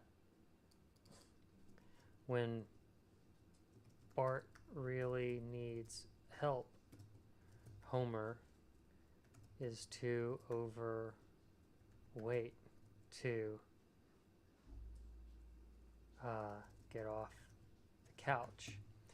Now let's do something with Marge too. That way, maybe at the midpoint, he has to recognize that Lisa was right and then turn to her for help. I think that would be kind of cool.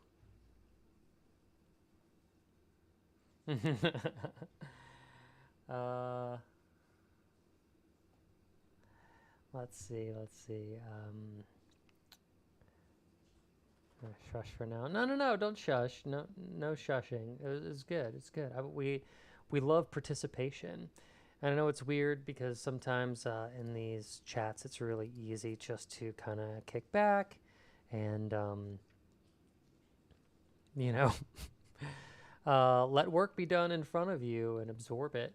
But really, truly, like, one of the perks of being in a writer's room is getting to hear other people's ideas and encourage them to problem solve, because people problem solve in different ways.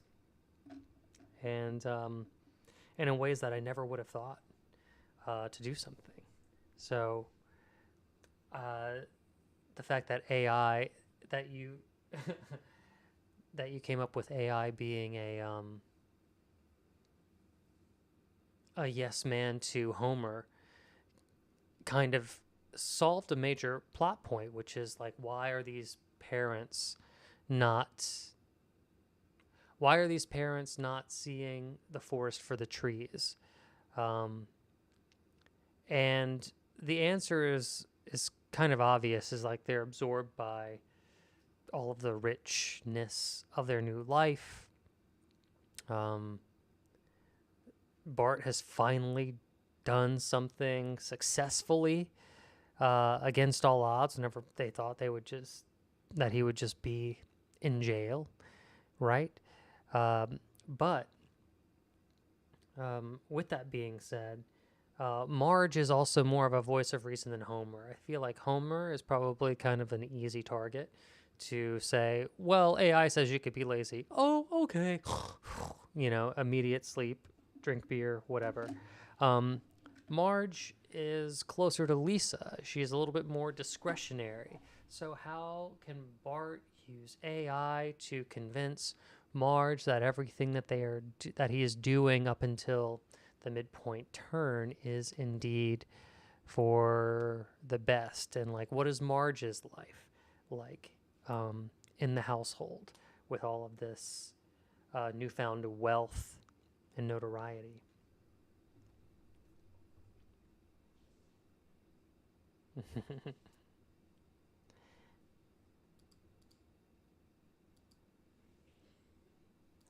Yeah, what could AI offer Marge?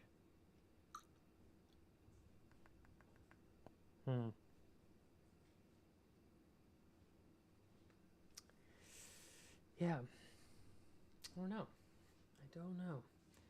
Marge likes. Oh, okay. So what's in Marge's character? Uh, I think they make her kind of a compulsive cleaner. She's always like trying to. I remember even in the Simpsons, like stand-up video arcade, like she had a vacuum. Um, she has her sisters, Patty and Thelma. She has Maggie. Um, maybe if with all of these tech innovations, like an AI Roomba, an AI dishwasher, like maybe Bart retrofits the house with all of this new tech that leaves her cleaning obsolete. She can do something else with her life, maybe? Directly says the AI Bart is going to build is promised to free up time for Homer at the nuclear plant by automating tasks, but I know you want to focus on the B script. Oh, yeah. No, that's fine. I think, here's what I will say about Homer, though.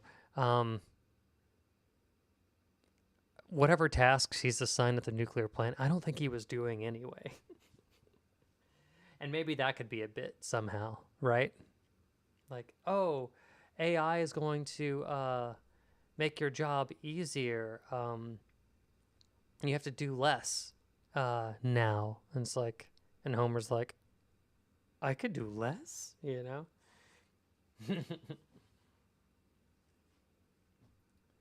Let's see. Marge knows that the work still needs to be done. Homer says, let AI do it. But Marge says, the clothes cannot wash themselves. Does Marge know that? Does she?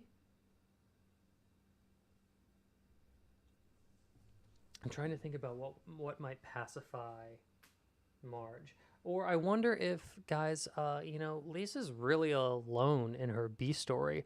I wonder if we can't solve two problems at once. I wonder if this can't be a more I wonder if our B story can't be a more mother-daughter focused relationship. And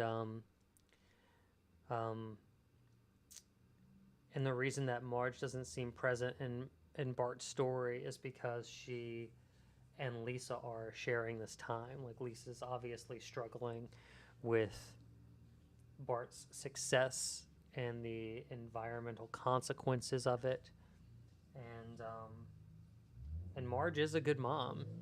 And she often sees the things that Homer and Bart miss, so it wouldn't be out of character just for us to see Marge in doing what she does best. Like, she is occupied with Lisa's B plot, B story. How does that feel about?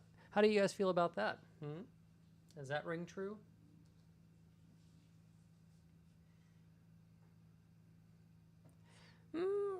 Lisa, your brother, he rarely does things well. Let's let him have his moment. Mom, his moment is destroying Springfield. Right? We can kind of almost... Oh, yeah. Okay. So, if we have Marge helping Lisa find the saxophone, then two things are kind of happening in the B story. They're trying to find a saxophone, yes.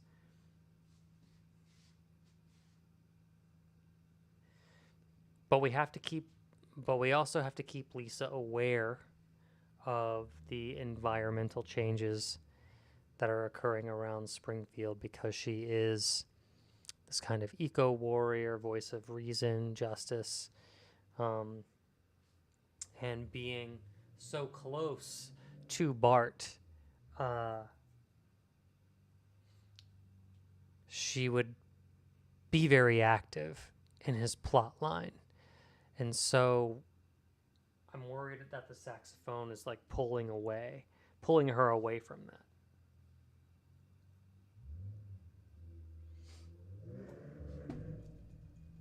And then also, in all honesty, it would be like, well, if Bart could buy a mare, he could very easily buy Lisa a saxophone just to shut her up, and that would be pennies to him.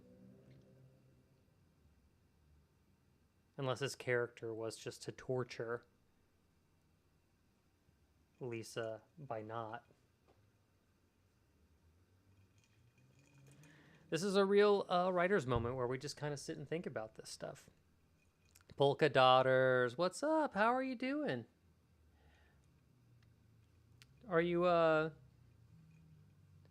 just now hopping online? We're working on Act 2 Part A and Act 2 Part B over on the Twitch and YouTube live stream.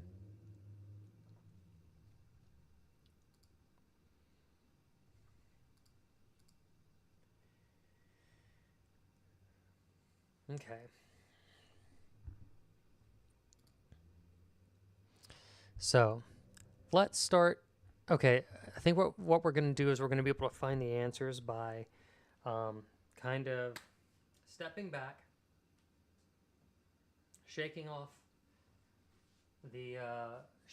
story A and leaning into story B as if it were story A. We're treating it with the most importance. Let's go back to the top, because everything is the same. Like even Lisa's story, even though it's tighter and takes up less pages, it's still a story with 3 acts. So, for Lisa's story, Act 1, her saxophone is destroyed or lost. They go to King Toot's music store. They can't afford to replace or repair her saxophone. And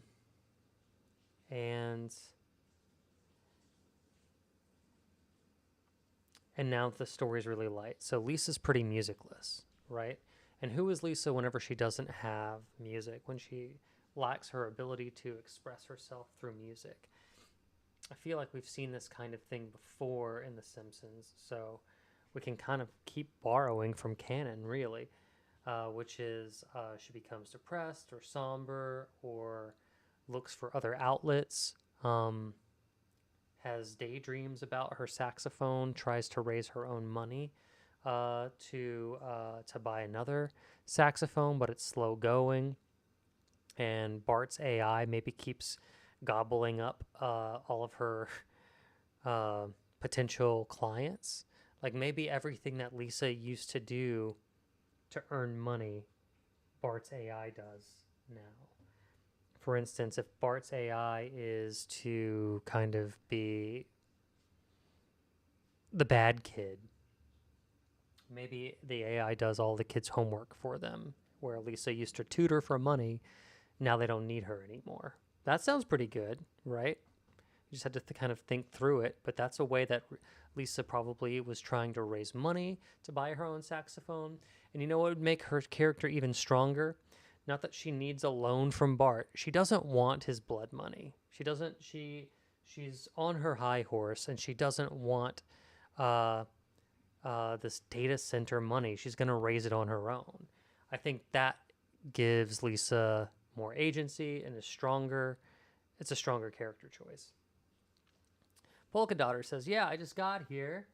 Been okay, just surviving and vibing. Good. I've been good. Yeah, just also surviving and vibing. I'm going to steal that. I think that's great. That's going to be my new go-to phrase whenever somebody asks me how I am. Yeah.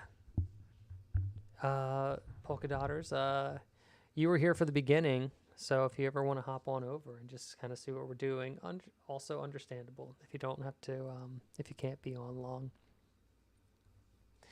All right, so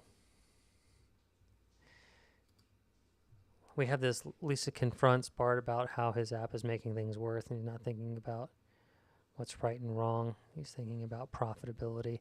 I'm just going to move this off to the side. Yes. I feel like that is kind of like a major theme. But almost what I want to do here is, I'll just copy and paste this. I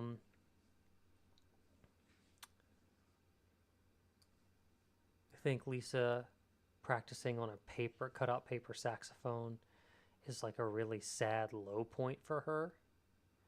That maybe happens in... It almost maybe feels like in Act 3, but it belongs towards the end is all I know right now. And I want to take this and I want to say that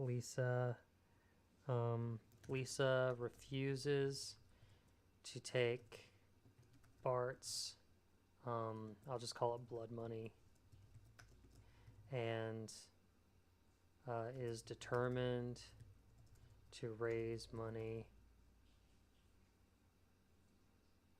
to fix the sax herself. That's very Lisa, right? And so that's Lisa's inciting incident kind of happening at the top of Act 2. Normally, I would say this almost kind of feels like the end of an Act 1, but we need to have Bart's wealth. We need to show Bart's wealth before she can kind of make that decision chronologically. So I'm going to put it here for now. But therefore, Bart's AI keeps taking away her opportunities. So let's go down here, writers, and say, let's brainstorm. How does Lisa make money on her own? And then not only will we come up with a reason or ways that she makes money on her own, but how Bart's AI ruins it.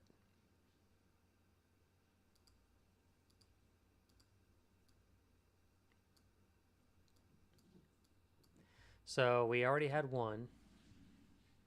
Where did they go? Usually they pop up. There we go.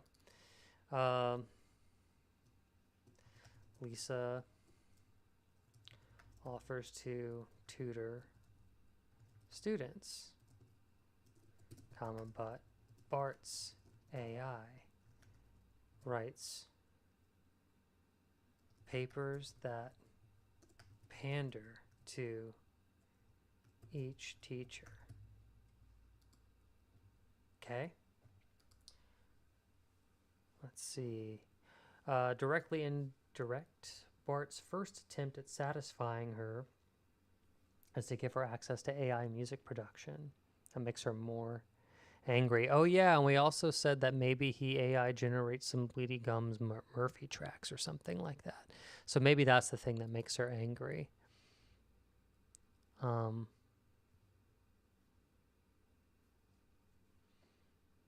Bart, just copy, paste. We said Bart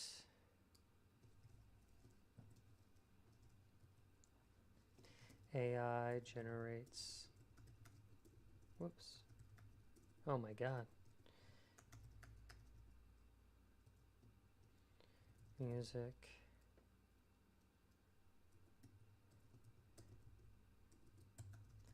Bleeding Gums Murphy, enrages Lisa.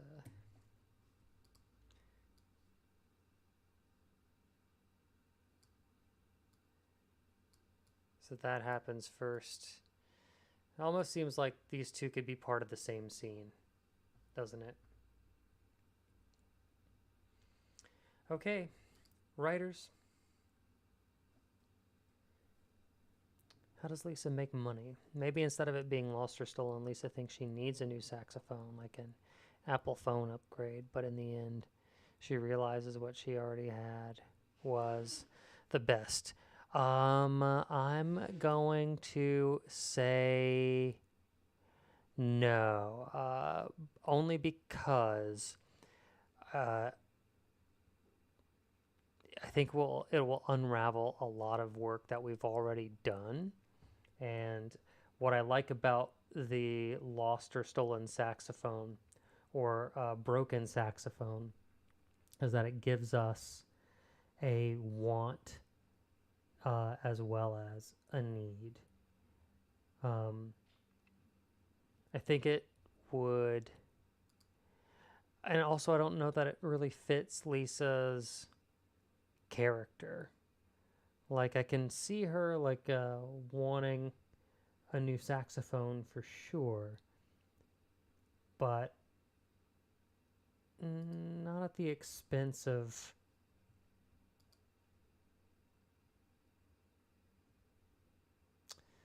I mean, I don't know. I don't know. I don't know. I don't know, Mook. I'm worried about what it does to the plot. I like how in a simple story it's very clear like what Lisa wants. Lisa wants to get her saxophone back.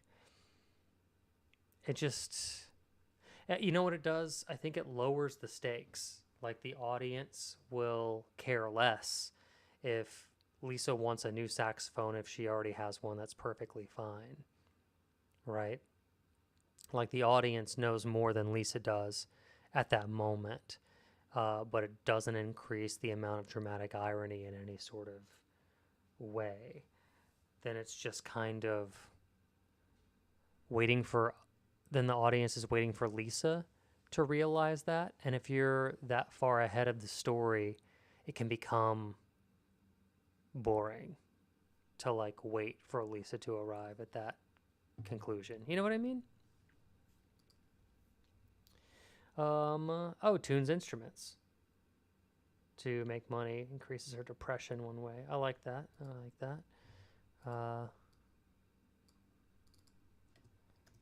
Offers to tune other kids' instruments.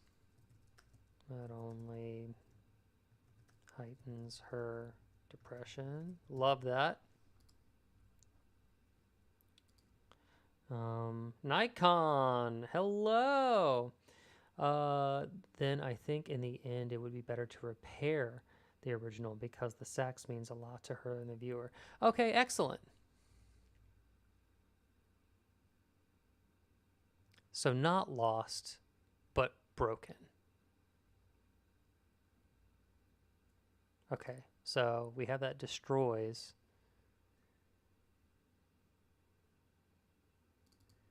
So it's not a better saxophone.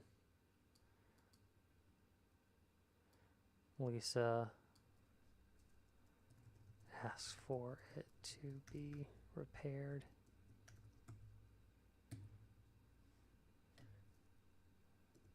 But the Simpsons can't afford it.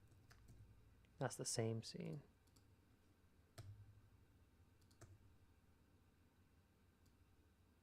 I'll just slide that in there then. Okay, cool. So we've made a definitive decision and I like it. And it took us just thinking through something in another storyline. How am I? I'll tell you how I am. I'm great because I'm here writing with my friends today, and you are one of them. Welcome, by the way. I know it's your first time in the chat. We are writing a Simpsons Spec script, and feel free to join us and throw out some suggestions if you want. Maybe while we continue to think on how Lisa tries to make money on her own, I can catch up. Nikon here, and also polka dotters. Yeah, it's a good general description for life. Yes, it is. Thank you, man. Thank you, man. Can you? I didn't mean to throw gender in it. Thank you so much. I know who you are, but thank you so much for your well wishes. I just always like having you in the chat. Okay. So dude bro of me just to say man like that. Okay, so this Simpsons episode, Nikon, is an episode where Bart invents an anarchistic AI and becomes a multimillionaire, only to find himself fighting against the very data center that powers his wealth, and he must destroy it before it destroys Springfield. So this is kind of topical about like oligarchs and billionaires and data centers and big tech in our lives right now. It's kind of a satirical take on it through the filter of Simpsons, The Simpsons. Here's what we have in our story so far. That Homer destroys Lisa's saxophone. Homer and Marge drive Lisa to King Toot's Music Emporium to repair the saxophone. The Simpsons can't afford it.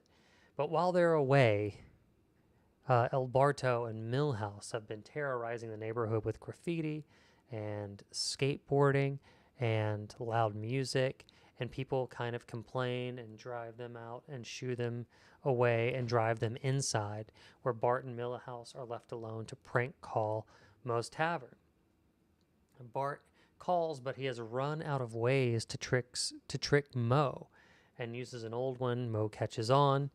And that's when Milhouse advises Bart to use AI to start generating new ideas to prank Moe. I guess they upload Bart's. I guess they build some sort of AI as like the step in between here, and they prank call Moe successfully. Homer, Maggie, Marge, and Lisa arrive home saxophoneless, and Bart reveals he's created an AI prank call app. Lisa's sadness distracts Milhouse from thoroughly warning Bart about establishing parameters with AI and leaves Bart unsupervised. Bart thinks he doesn't need Milhouse and types into Jacques or Hope in AI or Bartropic. We're kind of playing with some names here. What he wants, and the app is created. Lisa warns Bart against the dangers of AI, but Bart interrupts her speech with an AI prank call. Bart leaves the AI unattended while he sleeps, and we see it scale up overnight without him. And by morning, Bart wakes up to tech investors knocking on his door, offering him money. They need a data center in Springfield.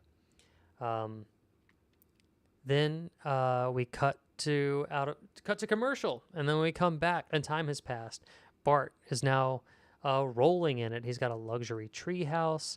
He's looking at his app sales. There's a new segment about prank calls surging.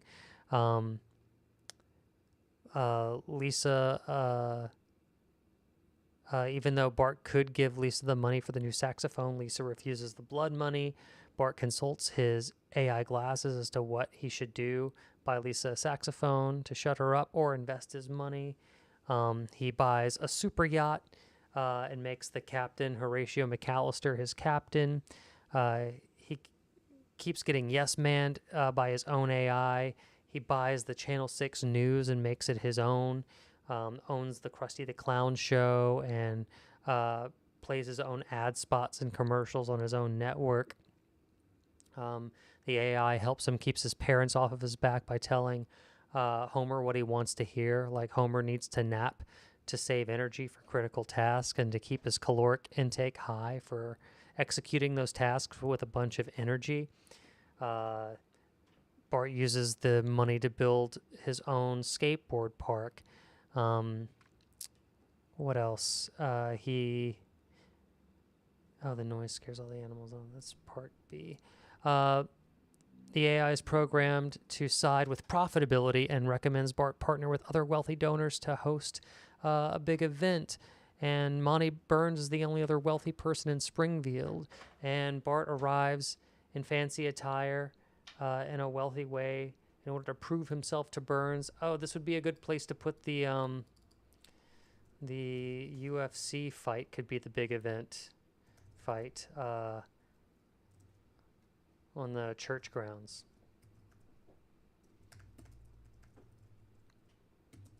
And then we can go back to our bits that we pitched, because we were trying to spoof that. We were trying to spoof the UFC fight on the White House lawn. Was one of the ways that we got here. Bart's morality is pulled into question when Monty Burns reveals his master plan: invest in the data center and sell infinite power to himself with his nuclear power plant and consolidate all of the wealth. Bart realizes that he's in a bad spot, but it can't help it before the data center's turned on and starts ruining Springfield. Soon, Bart discovers that the AI was lying to him the whole time to feed his ego, and the AI is the bad guy. The noise of the data center scares all of the animals out of Springfields, the park, the forest. It pollutes the air, so Milhouse can't go out and play with Bart anymore because his asthma is so bad. The water fountain at Bart's new skateboard park have brown water coming out of the faucets. Bart has a super yacht, but it does him no good because Lake Springfield is drying up. There's a bit where the captain's trying to trying to no avail launch it with the water from a meager garden hose. Even Krusty goes off of the air because the studio and the TV network keep losing power, especially at a critical moment in the Krusty the Clown show.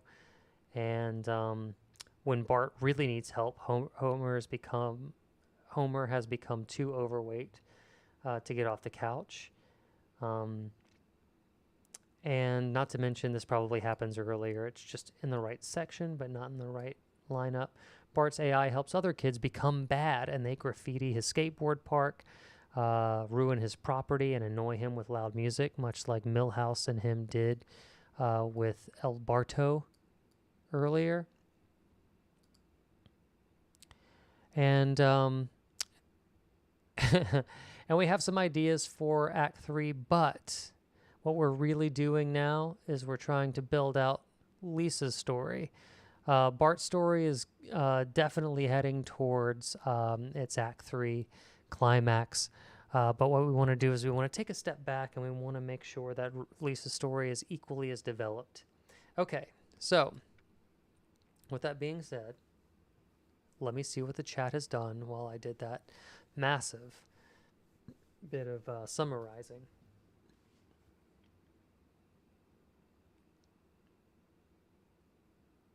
We're talking about cameras. Excellent. I love it. Nikon. Love Nikon for still photography. I have a Canon too.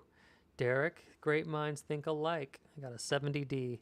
Although I am thinking about maybe getting a more modern camera because it's like nearly 15 years old and I wanted to use it for the stream. I was actually leaning towards a Sony. Oh, Mookie. Okay, Mookie coming in hot with some camera opinions. Mook, what do you have? What do you shoot on? You know, a good ending, like Devil Went Down to Georgia, but it's Lisa Sachs versus the AI-generated music. Lisa wins, AI self-destructs. Yo, I like that. I'll put this in the possible ending. Lisa versus AI Sachs. Devil went down to Georgia style. AI self-destructs if it loses. I love that. That's a very Simpsons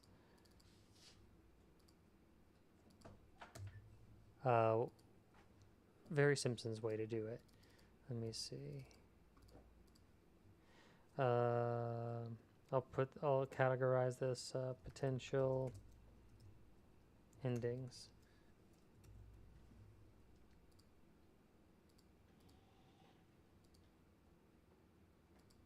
Love it. Great idea. Fantastic. Fantastique. Midpoints here. Okay, let's see. You have a 70D? That's crazy. Are you me? Am I typing in another room? That's wild.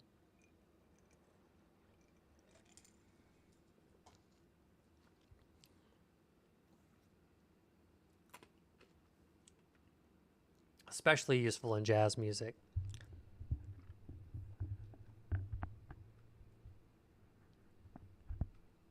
Nikon, are you still there? Did I summarize this to nobody? Did you dip? Ah! Gone. Nikon, gone. Why? Why did I spend all that time recapping the story? Oh, okay.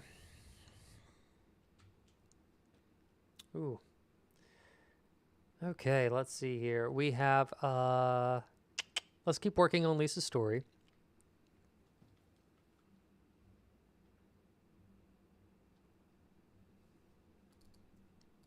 I like this. And, you know, maybe all we need is a rule of threes. If we can't come up with other ways. I mean, what I like to do is I like to have too many ideas and then pick the best three, or have too many ideas and take my favorites and try and combine them into like a super awesome idea. But if cameras are more important to you, that's fine too. That's fine too. Sorry, I've been rewatching a lot of 30 Rock lately, and now I feel like that was a Kenneth delivery. Well, that's fine, Miss Lemon. If you want to talk about cameras, I say go ahead.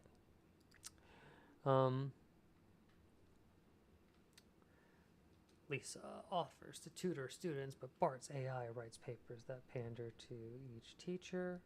Boom. We're going to have to start organizing this. Oh, and what's happening behind me? My Lisa is playing Dinkum, which is Australian Animal Crossing, like on steroids. And so awesome, and she's really good at it. In case you wanted to brain rot yourself a little bit. Okay, let's put this over here too. I like this. Boom, boom, boom. So 1, 2, 3. Keep peppering stuff in.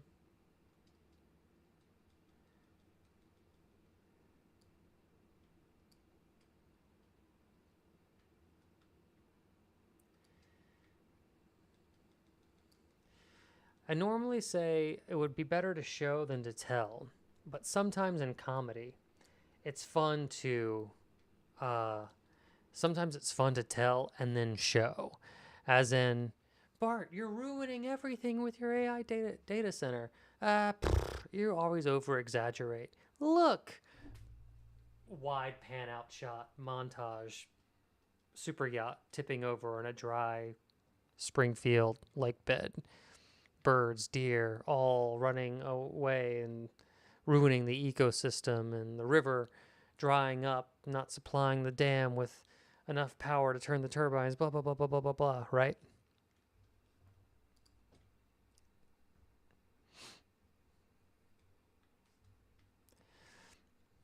Series of shots. Yeah, Mook, that's what we call them. Series of shots. But I think what we're doing is it's just like a little setup before the punchline is what I'm really talking about. Oslo, directly, indirect. If you haven't, be sure to like and subscribe. And also, I know you're over here on Twitch, but if you want to watch ad-free, my friend, you can always hop over to the YouTube page, just in case. Because I don't know, whenever these Twitch ads runs, I'm a victim like you know? Pin this. Just in case. I'll pin that to the top of the chat. Oh, there you go. Yeah, sorry. I know. I forget to mention it. I just get into the groove, you know? Let's see. Y'all. Y'all. I'm going to zoom out a little bit because I want you to see what we've done today. Remember how light this was whenever we started. And now our Act 2 is really filling up. Isn't it? We've got a nice little Act 1. We've got a really full Act 2 with both an emotional and these physically visual turns. And then we'll have our Act 3. I should move all of this down so I have space for Act 3.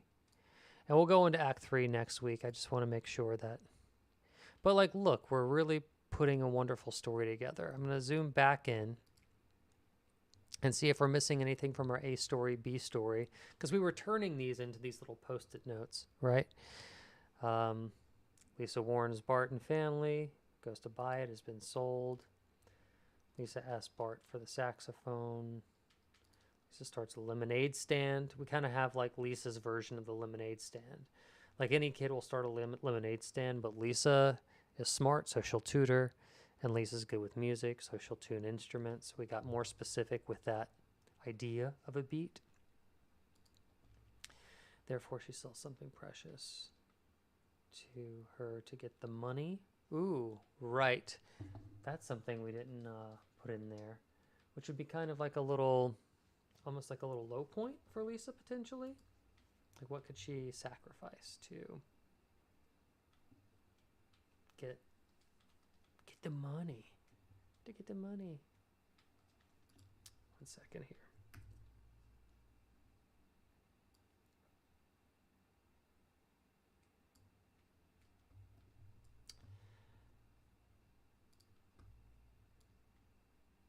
Sorry, sometimes I need a screenshot to make a thumbnail. Okay. But outside of that record keeping, let me get my freeform back up. Oh no. Oh no, where'd you go? Here you are. Okay.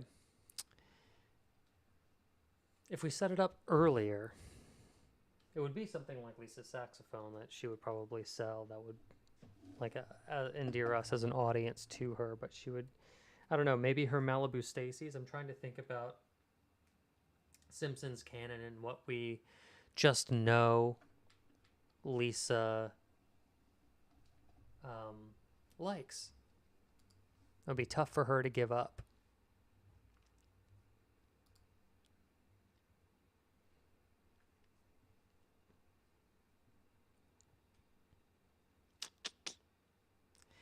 Writers, you're in the writer's room.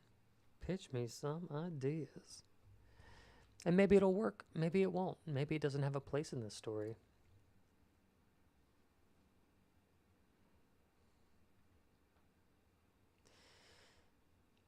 Is Lisa willing to sacrifice her saxophone for the cause? It's a big question, but it lacks specifics, so I don't exactly know how to apply it, but it's something that I can keep in mind. It's a question to ask. That is for sure. And then we have her also being proactive. Lisa becomes an eco-warrior against Bart. Surprise, guys, I think that actually might be an Act 3 potential resolution.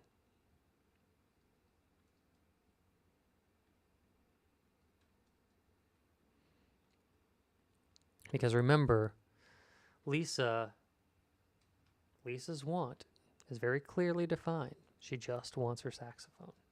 She wants to get her saxophone back. She wants it repaired.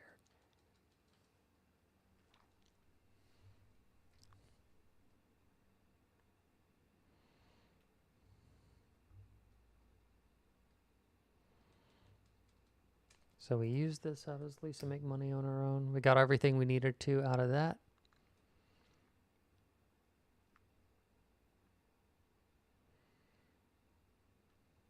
Okay.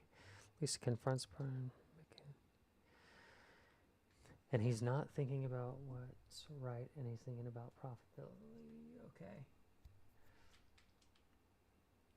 Here's what I would say is I thought it would be clever to have a moment where Lisa's so out of ideas that she asks AI for help. And I don't know what AI tells her. I don't know the answer to that yet.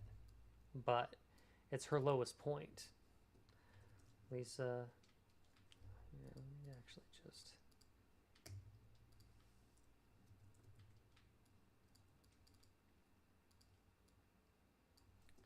Lisa, at her lowest point,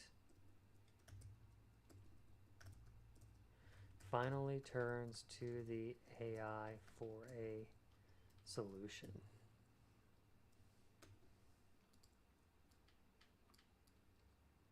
Like, she would be the first person to use AI in the right way.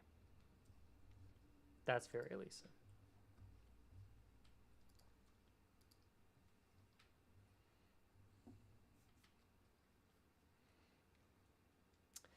Directly indirect. What about mockery? I know you, you're intelligent, and that's rare, but I am superior. M dashes, and that's rare.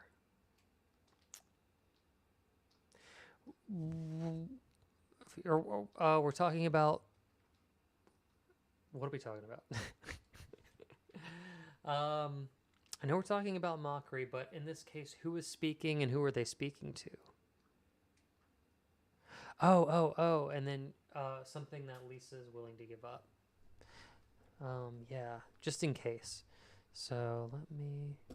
Uh-oh, where'd my mouse go? Am I connected? Come on. Oh, God. Oh, God. Come on. 1 second, y'all. I've lost my ability to control. Oh, AI is speaking to Lisa. Didn't even say my battery was low, so what's going on here?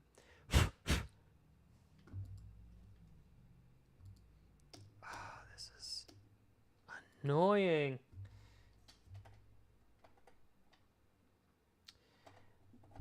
Yeah, I'll keep brainstorming while I figure out some technical issues here.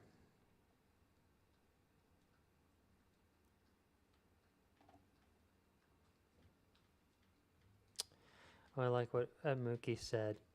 Maybe AI recommends a book mockingly, but it's actually useful for Lisa to ground herself. Oh yeah, like, so it does help. Have you considered how to sabotage the book, How to Sabotage AI Data Center for Dummies? Oh, right. Or in another twist, does Lisa turn to the original AI, the librarian? That says something too. It kind of keeps her character honest.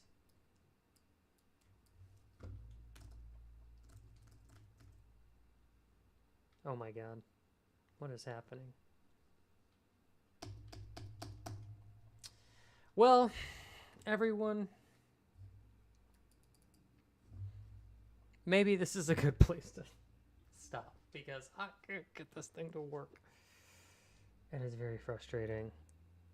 Well, my mouse, even though it does have juice and it is connected, it's... Oh, wait. Wait. I might get it back. Hold on. Come on. I love that this is going to be recorded forever. Awesome. Thanks. Come on. Mouse off. But now, mouse on. Right?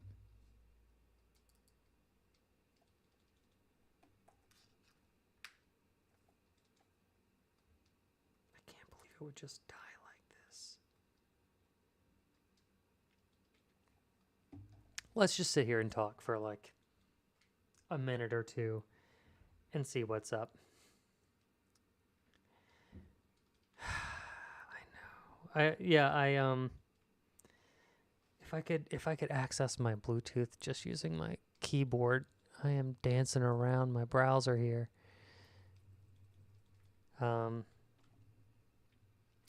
But I turned off my, yeah, I did the turn it off and on again. Just waiting to see if it maybe needs a little charge or something. Oh, this is so frustrating.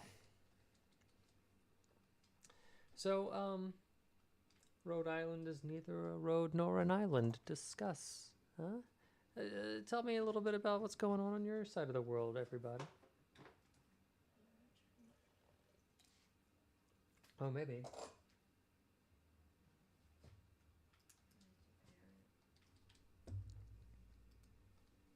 Oh, this one's so smooth. Oh, but I can't even. Sorry, boo. I can't even get to my Bluetooth because I have nothing to click on.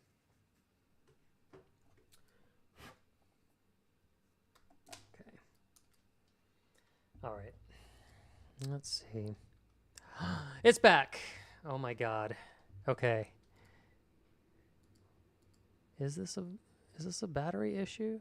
Am I gonna run out of battery? 1 second. Yes. It is at 1%. Okay. So, this is me being dumb. So sorry, everybody. I'm gonna let my mouse charge just a little bit. But let me go back. I want to keep talking about the thing that did work. Not my Bluetooth. Search bar opens. Oh, that's good to know. Yeah, tab. Allison Taylor is Lisa's smart and gifted rival at school. Maybe work her in somehow. Bart recruits her. Wow, that's a deep cut. Okay. Allison Taylor. Oh, maybe it's option space to search the bar. Okay. Interesting. Wait, so Allison Taylor, valuable book, and the book mockingly suggests the right thing, and also the library. So we have like four potential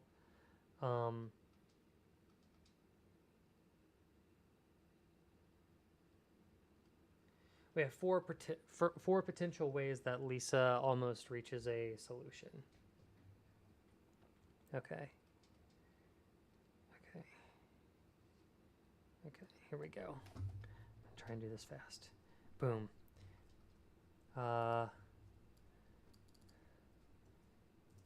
Lisa solutions.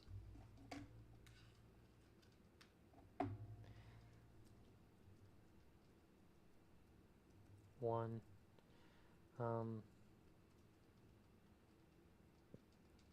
OG AI library, and then how to ruin data centers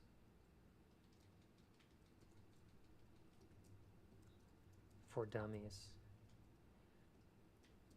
2 is Allison, her old rival at school. Then it's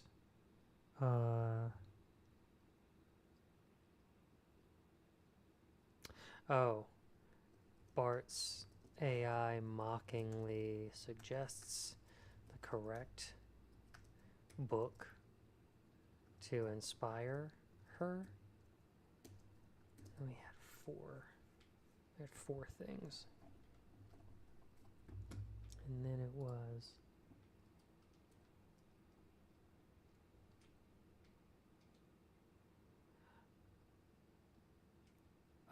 we were talking about what she might trade, the valuable book, but that's not the solution. That's okay. Lisa solutions. Let's go ahead and put that in her Lisa B story color. I can't believe I let my mouse battery get so low. This is so embarrassing, y'all. Okay. This is going to be end of Act 2, or honestly, probably more Act 3. But I'm glad. I'm glad we talked about this. Okay. Okay. So I'm going to say goodnight to the YouTube Live vertical chat because that battery's about to die too. Let's see. We have been chatting for how long today? 2.5 hours? That's about how long we usually go. So that's cool. I don't feel too bad about it. Goodbye, YouTube Vertical Live.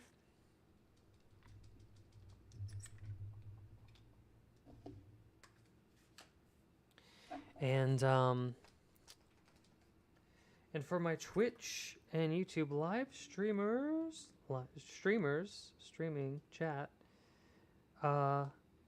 we'll pick up next week where we can kind of like start organizing the chronology of Act 2, both Part A and Part B, and then we can start working on Act 3. Act 3 is gonna be crazy. Sometimes we set ourselves up to like not even know how we're going to solve these problems, and it's really like a sometimes Act 3 is just a thinking man's game, to be quite frank. But yeah, I'm excited to do that with you guys, and I am excited directly in direct, even more so than sharing a namesake. It's just nice to have another interested party in here, throw in some suggestions at the wall, really clever stuff. I think this is going to shape up to be something real funny. And I'm just happy that you guys showed up and gave time today. I think what I need to do is, before my mouse dies again, I need to kind of plan on a raid. 2%. That's wild. Okay. So, of course, I'll be ending the YouTube live stream. And we will find somebody in the reading and writing category to raid today. Ooh, and already author Christy is going strong. So cool. Lotus die. Oh no, you just came in at the end of the stream. Well, I'll tell you what, Lotus, if you are into reading and writing, you did come to the right stream. I've got batteries dying. The stream is dying. Very dramatic in itself. But be sure to like and subscribe. I do this every Tuesday. And come back and watch us write a Simpsons spec script. Participate. Throw out some suggestions. And we'll catch you up on our story that we've created so far. And you can hang out with us while we keep hammering out the beats. And eventually we're going to start turning this into script form, which I'm really excited about as well. So there you go, Lotus Die. Also, be sure to like and subscribe on YouTube. There's a link pinned to the top of the chat, so you can watch ad-free, which is really cool. Okay, let's go ahead and give Author Christy a raid. I know she's always doing some good work. I mean, author is in the name.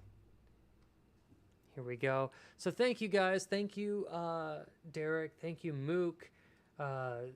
Thanks, Meowfa, for my tiny little dancing dinosaur. Thank you, Noir Lollipop, for the lurk. Really appreciate you. And I'll see you guys next Tuesday. And thank you for giving me your time. And also, if you're writing anything, this is your reminder to save your work. Don't forget to hit save. Let's go ahead and start this raid on Author Christy and spread some of this love around. And I'm just looking forward to next Tuesday, getting through Act 3, guys. This is it. I think we found the formula, writing these little 30-minute Simpson spec scripts. It feels natural, feels easy to get through it. With that being said, thank you so much for your time. I'll see you next Tuesday. Be kind to yourself. You're amazing, and you're amazing writers. That's why we're here. Okay, let's show Author